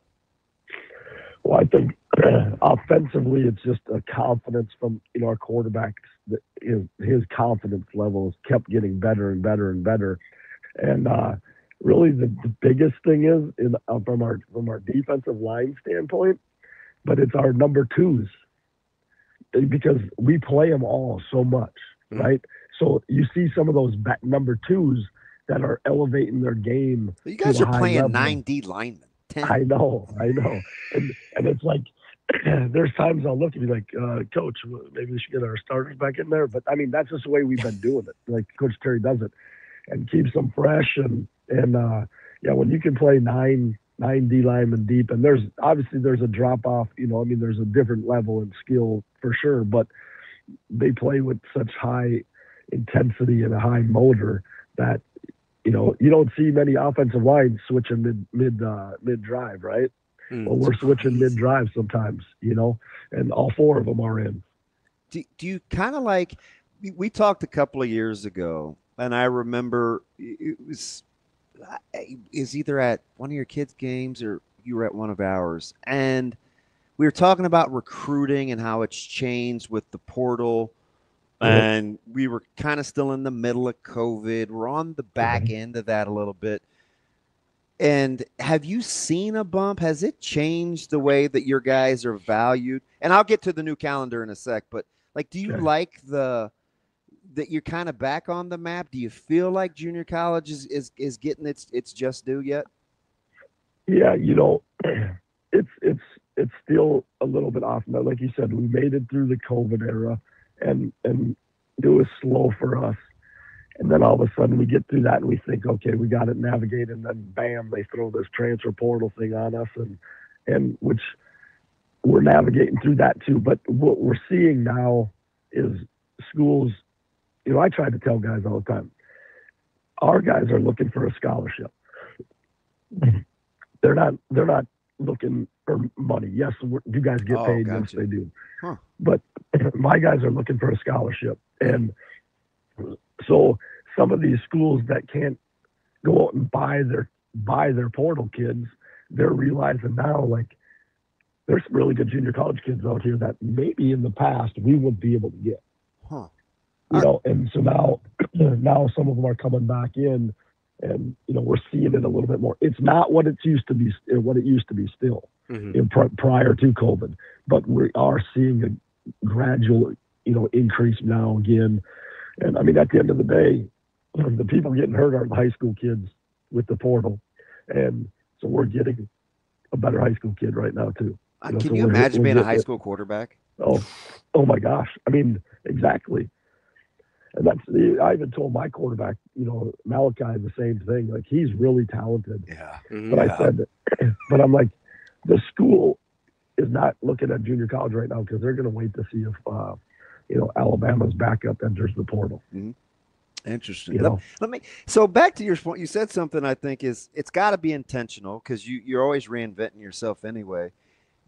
So are you looking for guys that are just hungry to want an opportunity? You said they just want a scholarship, and it resonates with me because if you're finding guys that are, and you're preaching, just give me a chance, those guys want to eat too, right? So exactly. It's easier to feed guys that are hungry if those are the guys you're targeting. Is it all go together? Yeah, for sure it does. You know, I mean, and that's what we've said from day one. Like, I want some guys with some chips on the shoulder. They want to prove some people wrong. You know, like, you know, I'm not getting recruited to the level I think, or I know somebody who's playing at at Division I level, and I'm not getting those opportunities. And that's what I mean, I could go on with a list of Division II transfers that we've had that came here and ended up playing FBS football. You know, and again, those are the hungry guys. Now, I've also had some Power 4 big time recruits come. They don't buy into the system necessarily all the time. Not all of them, but I mean, so because they've had everything, they've been at the highest stage. It's a 6-month pit stop. They're not vested in Iowa Western and Reaver football and how we do things. But I'll tell you what, those kids who come in and want to prove some people wrong, they do buy in. Coach, let me ask you this, because I'm kind of fascinated by this dynamic, right? Of you've got guys that you all know, like, this is not their final spot that they want to be at, right? They're looking for a scholarship. So that's a unique dynamic in and of itself. But you found a way to recruit those kids and win at a super high level, at a super consistent level. Every year. Yeah. How do you marry those two things of like, hey, there is a very specific individual goal that everyone here is trying to achieve. Like you're trying to get guys to play together that don't want to be like their goal is to get out. Yeah. How do you convince them that winning is the best way to get out? Oh, that's ultimately the challenge every single year, you know, and again, part of it is we consistently now been able to have guys return for, some of them for their second year. And we have a couple that redshirted and they're here for their third year. A couple of those D linemen, they redshirted as freshmen, played last year, maybe didn't play at the level they wanted to play and came back, and now they're playing at an extremely high level. You have to rely on those guys to continue with what the expectations are. I can sit up there till I'm blue in the face, telling them, this is this, and but when it's player driven, and I have a couple former coaches or players or coaches now that played for me in the program that can kind of carry some of those their experiences, and it is the number one challenge, but success. I say this at any level, but especially at this level. One year we started 1-3. And to be honest with you, I told our staff, I said, we got to get some wins here, or this could get really ugly from a buy-in standpoint. Sure. From a buy-in and wanting to play for the team rather than just individual stats. Luckily, we rattled off 8 straight, so we finished 9-3. But the point being is, success helps that. And then when, if you, we lose the first game or the second game of the year this year, and, in years past, without a playoff, you could think we're out of it. And now we've got a little bit more to continue to play for. But I still think it's the players that do it. And you gotta find your right ones, and then we talk to them. This is how we do things here. And so it's not just coming from me, or my assistant coaches of, this is how we do it. But, they followed us and they know, and if they were in the program, they know what the older guys have, done before. Coach, how are you literally, and this is maybe just part of the culture and who you and your staff are, but right, the portal opens on the 2nd. Guys want to get an opportunity. And oh, by the way, if you win tonight, in 2 weeks, there's huge national championship game. Yeah. I mean, you got to stay dialed and in the moment. Is that just an extension of the, hey, if you handle your business, this is your best chance? Yeah. You know what? I don't know. We could have a whole hour conversation on this calendar. That's why I love talking to you, right? And I haven't even gotten to the calendar yet. The thing is so we had some guys sign on Wednesday, right? Maybe 6 or 7 guys sign, and what I tried to stress so we've sent a lot of kids on to play Power 4 football here. In all of our time, one player has made the college football playoff and played in a national championship game. That was Namdi Obiazor at TCU. One player. So I try to stress, and the reason I bring this up is we go Thanksgiving weekend, right? And guys want to go home, and I did give them some time off because we have guys who got to go on visits because there's no time to visit, right? There's that too. And then guys are like, well, Coach, I can't get back until I said, listen, there's a chance, really good chance, you'll never in the history, no disrespect to you or your school that you're going to, but the last time I checked, in Ohio State's not knocking down our doors for our players, right? So the chance for you to play, I don't care if it's junior college, I don't care if it's high school, I don't care if it's NAIA, not many guys can say that they played in a national championship game or in the college football playoff, right? And so we try to stress that to them, knows, and for pretty much, I mean, our guys did a really good job, but it's so hard, like I said, their finals are this week or next week, signing. Some kids don't have offers, but haven't committed, don't know what they're doing. Some don't have offers. So the stress that's brought in, but this is, I said, the time for you to relieve your stress is that practice and games. You don't have to think about nothing. Because every one of you guys love the game of football. That's what you said, right? You love the game of football. So let's go do something we love to do. Let me, I got to get to Tyler here at least a little bit before one more big picture question. What challenges does it present? I get it. Explosive offensive team. You guys typically rise to that level. You seeing some places where you can make some hay or things that maybe on the other end concern you with an explosive bunch like this? Yeah, I mean, that's where the line of scrimmage, I know that's coach speak, but the line of scrimmage has been in our playoff games that we've brought teams that we haven't played before to here. We won the line of scrimmage on the offense and the defensive side of the ball. I feel like they don't necessarily see a group like even the opponents we see up front, in the Midwest, right? And so that's where we beat Northwest Mississippi twice up front. We beat Kilgore 2 years ago, and hopefully tonight it's the line of scrimmage. But their skill is really skilled, But if we can control those two up front, we got to run the football. I mean, everybody says that, but and control, because they're explosive on offense and they throw it around a little bit, So everybody knows in Texas, right? They got 4 Texas wide receivers that can run. And so we got to keep things in front of us. But I just think, the weather, the mental mindset. I mean, we went outside and practiced on not yesterday, but the day before. And our guys are, I'm like, this is what we're going to be playing. And, they, it takes them a little bit to get going, but I mean, they, it was good. I tell guys too, in games like this with temps, with each hard hit, man, the temp drops for the losing team about 2 degrees per busted bolt, man. So it's I want to say it was one year we played here and it was really, really cold.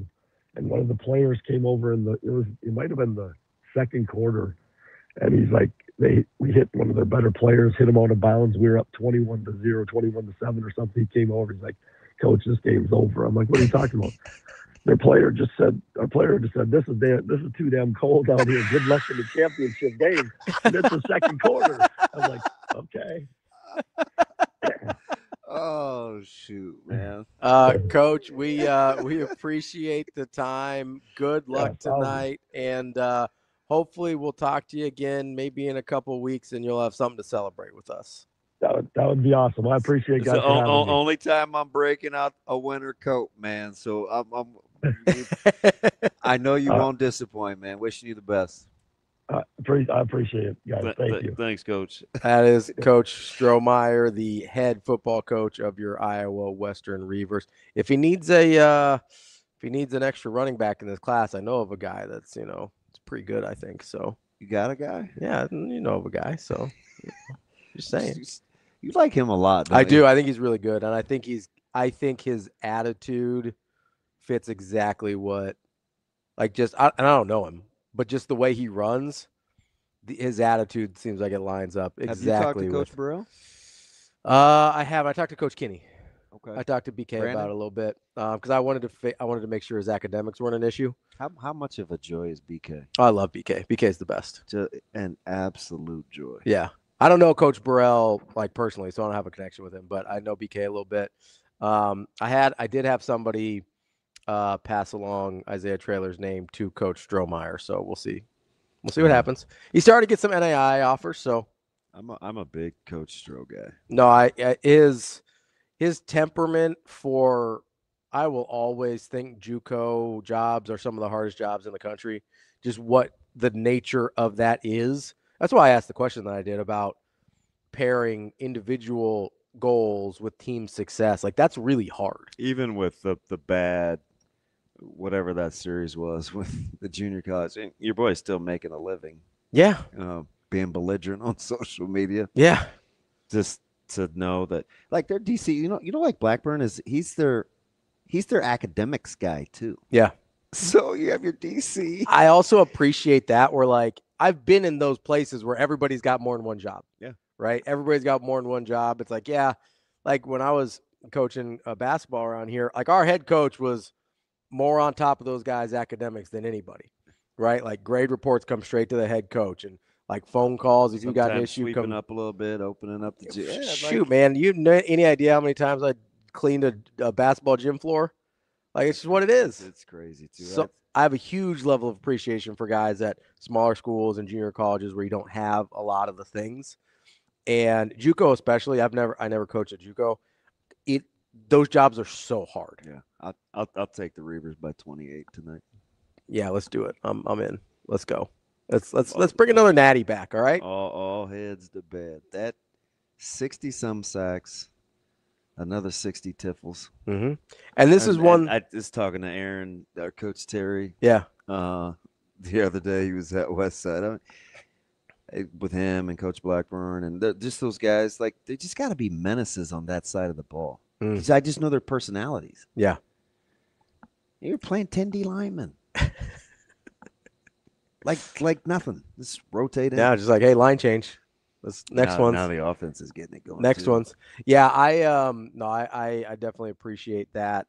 And it's cool to have a team that successful here locally. And this is one thing where I will say I agree with Captain. I will never understand the lack of a relationship between the University of Nebraska and Iowa Western. That seems like the most natural thing in the world. We've been saying this a while. It seems like the most natural thing in the world. It seems like the easiest thing in the world. Obviously, Coach Stroh's an easy guy to root for, and it seems like wouldn't be a hard guy to work with. I'll never understand it. I just won't. They send a lot of guys, like you said, they send a lot of guys to Power 4 schools. I was just playing it because you're agreeing with Captain. Let's take a quick break here. I knew what he was doing. Oh, did you? Yeah. Over my head. Let's take a quick break here. We still have to get to bet on it, and we've got conference championship weekend, so we will get to that to end the show. Also, I know we've had some snow today. Mike, some more snow this weekend. I hope not. Shane just casually threw that out. If you had a little trouble out there on the roads, maybe got in a little accident or something, go check out our friends at Dingman's Collision Center. You could go to a national place and whatever, but they're locally owned and operated here. They've got the latest technology and experts to make sure your repair is done safely and to the highest possible standard. Go check them out, dingmans.com. There's a reason they've been voted first place best of Omaha for 20 straight years. We will do bet on it coming up next year on Hurrdat Sports Live. You know, I think the players probably feel it more, to be honest, because they're the ones that they're seeing and reading and hearing more of the outside noise. I think as a coach, you're a little more focused on the task at hand, and there's a lot, especially into these tournament weekends where you're prepping for 3 teams in 3 days, so there's a lot that goes into that, and you're still doing the other parts of your job. So I certainly can empathize with the players that they're feeling a lot of pressure and expectations. And I think that's a staff's job to take as much of that off of them as we possibly can, whether it's through messaging, the way we coach, the way we're communicating. I mean, there weren't really too many lows. Just in general, there's there's things here and there. People get tired, a little banged up, but yeah, there really weren't too many lows. But that's what I mean. We were out of them quick.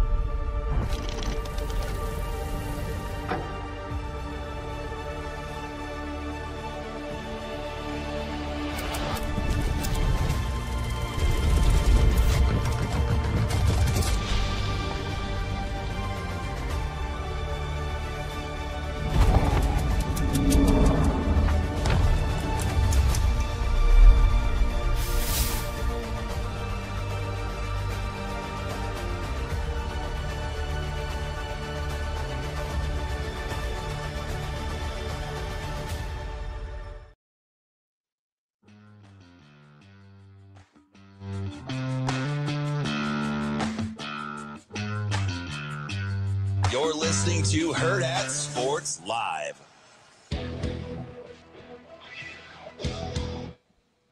We're back here on Hurrdat Sports Live. That's DBM Ravi Lulla here at Hurrdat Sports Bar and Grill. It is time for Bet On It, brought to you by War Horse Casino and Sportsbook. It is the best place in Nebraska to place your sports bets. Listen, you're going to have to drive to make your bet somewhere anyway. Don't drive to Iowa. Don't give them their money. You keep that money right here in the state of Nebraska. Coming home from Holy Ghost last night, I headed straight south on old Ellis Street. Yeah. Guess what I saw? All blinged and lit up. Warhorse. Yeah. Go check it out. You can eat some food while you're there. Maybe play some table games while you're there. You can have a good old time. And you can't do that from your car in a parking lot sad over there on the other side of the river. So make sure you stay here. I've seen people do it. It looks depressing. Yeah, you're talking. I have a mutual friend that does that. I know. A lot of people do. He said he sits in the same Yeah, they go place. to like a fast food parking lot. Listen, go have a good time. Make an experience out of it. Go to Warhorse. Keep your money in the state where it belongs. Every dollar you spend helps the Iowa Hawkeyes. That's what I'm going to tell you. Over there. Every dollar you spend. They already are. That's public money. Trying to own the state. It's a public university. Prove me wrong. So it is time for Bet On It here. We've got the conference championship slate. Starting off tonight, we've got two very pertinent group of 5 games tonight. Pertinent. What the world? That means relevant to what's happening in the larger context. That Pertinent. dessert cake is kicking in. It's not even a breakfast thing, too, man. It's like a pastry. What's the difference between that and a pastry? Did that have red sprinkles on it? No, it's got red stripes like the beer, and then green sprinkles. Oh, it was just a little picture. I didn't see it. I had like a Lincoln family. Yeah. Mike and Judy Ohm. Okay. Really good people. They always would cook for a couple of us, me, Lawrence, Clint. We would they lived around the corner from us. And he was when he splurged, they're pretty blue collar. Mm-hmm. When he splurged, he would drink Red Stripe. I just liked the commercials. And I'm like, Red Stripe? Yeah. And yeah, Mike Ohm, he was a big Red Stripe guy. Great commercials. Incredible Isn't it weird commercials. how, that was like the things you remember. 33 years ago. Yeah. That's probably the first time you thought about Red Stripe since then. Yeah. It's probably the last time I had pot roast, too. Not a big pot roast guy. No. Are you a big James Madison 23.5-point favorite guy? Yeah. Lay it, don't spray it. There we go. Let's get to Tulane, North Texas. North Texas, 2.5-point favorite. Tulane going through the coaching change. How you feeling? So the coaching change is throwing me for a loopy-loop. Yeah, me too. I don't know what to do here. But the number should be a smidge bigger. Yeah. What did you have made it? 4. Okay. All things being equal, I don't like. I mean, both teams the are going through a coaching 2.5. change. Yeah. Give me the green wave. Going Tulane. Yep. The highway, baby. Tulane and 2 chains. All right. So we've got my partner. JMU and Tulane. I'm going to skip ahead to one because those 2 games, speaking of being pertinent, are directly related to this one. Duke and Virginia. Virginia is a -4 favorite. If Duke is able to pull this upset off, both of the winners of that game, if it's JMU and whoever wins the Tulane North Texas game, are in your college football playoff. I think. I don't know if Duke's winning it, but they sure are covering the 4. I mean, there's not a lot of leeway between covering 4 and winning outright. It could be a game-winning field goal. It absolutely goes could. to I'm just OT and you don't get the 2-point conversion. I'm just saying, if you're in. You're going to get all, 160 on that money line? Maybe. I'm just saying, if you're in the neighborhood of covering -4, you're not too far from thinking Duke can win it. Yeah, I'll for sure take the 4. There we go. All right. BYU and Texas Tech. -12.5 for the Red Raiders. I get it. They put a whooping on. I was getting on the elevator that was UCLA weekend. Yeah. I was getting on the elevator and Coach Rule was coming back from the gym. He's the only dude on the elevator. It was very awkward. Why? Because I had to talk. And we only said about 7 things. And it was the physicality of Texas Tech. Yeah. And I said, that D-line's paying dividends. And he said, yeah, if you want to build a roster that way. I was like, I'm not saying another word. Have a good rest of your workout. You think it bothers him because that's his guy? I mean, that was the sense that I got. Yeah. I didn't want to read into it, but. Yeah. I think about that a lot. Oh, it cut me off. You're like, I guess we're cool. It's just weird. Just 2 people riding another 7 floors. Silently. Yeah. I don't even think I said, all right, then. I just was like. Oh, see ya. It was very. So do you like him to -12.5? You seem like you think that's a touch high. Yeah, give me the Cougs. All right. They got the Salaki. Sataki. They got the Sataki. Well, I'm black. I like Takis. They got the.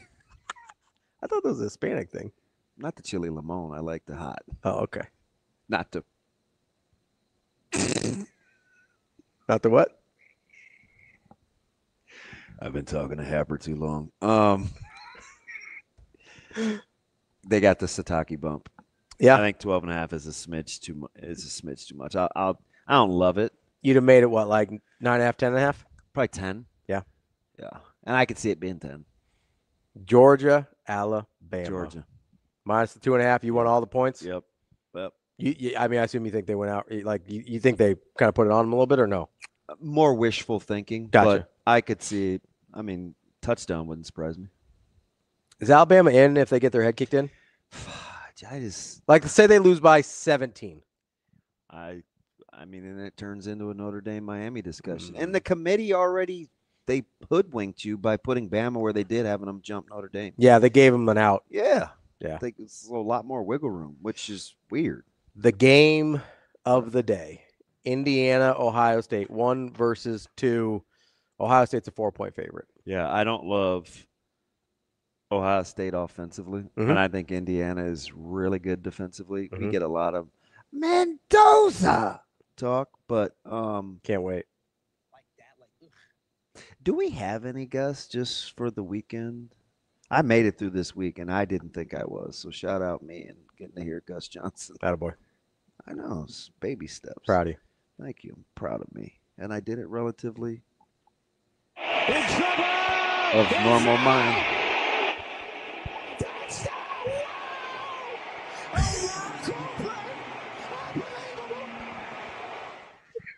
Unbelievable. Shane, one more time for old time's sake, please. In trouble! It's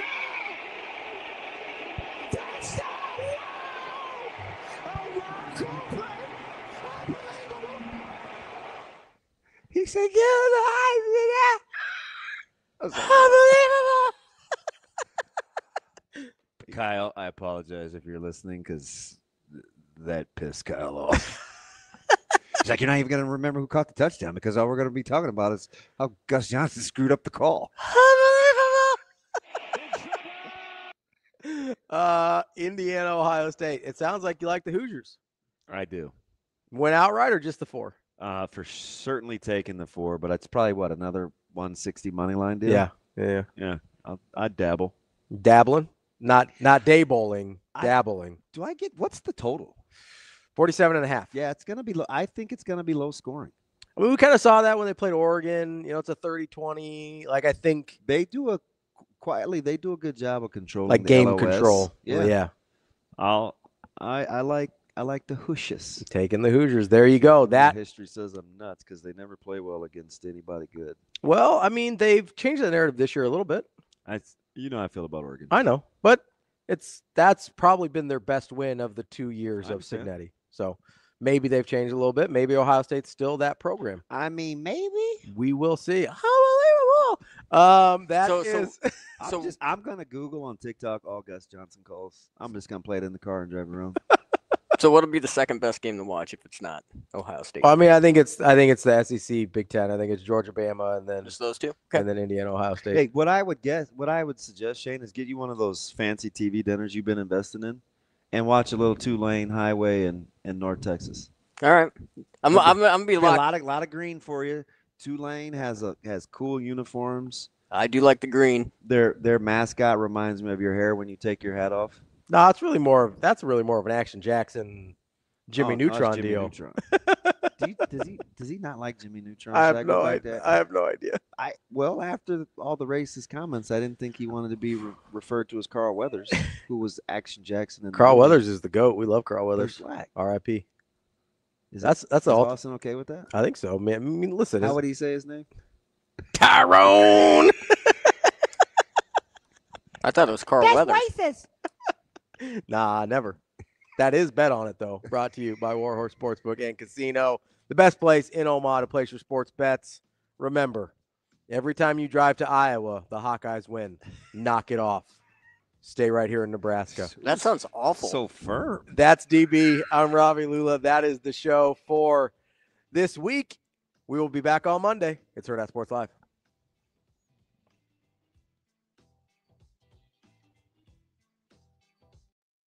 See you. Have a good day. Love you.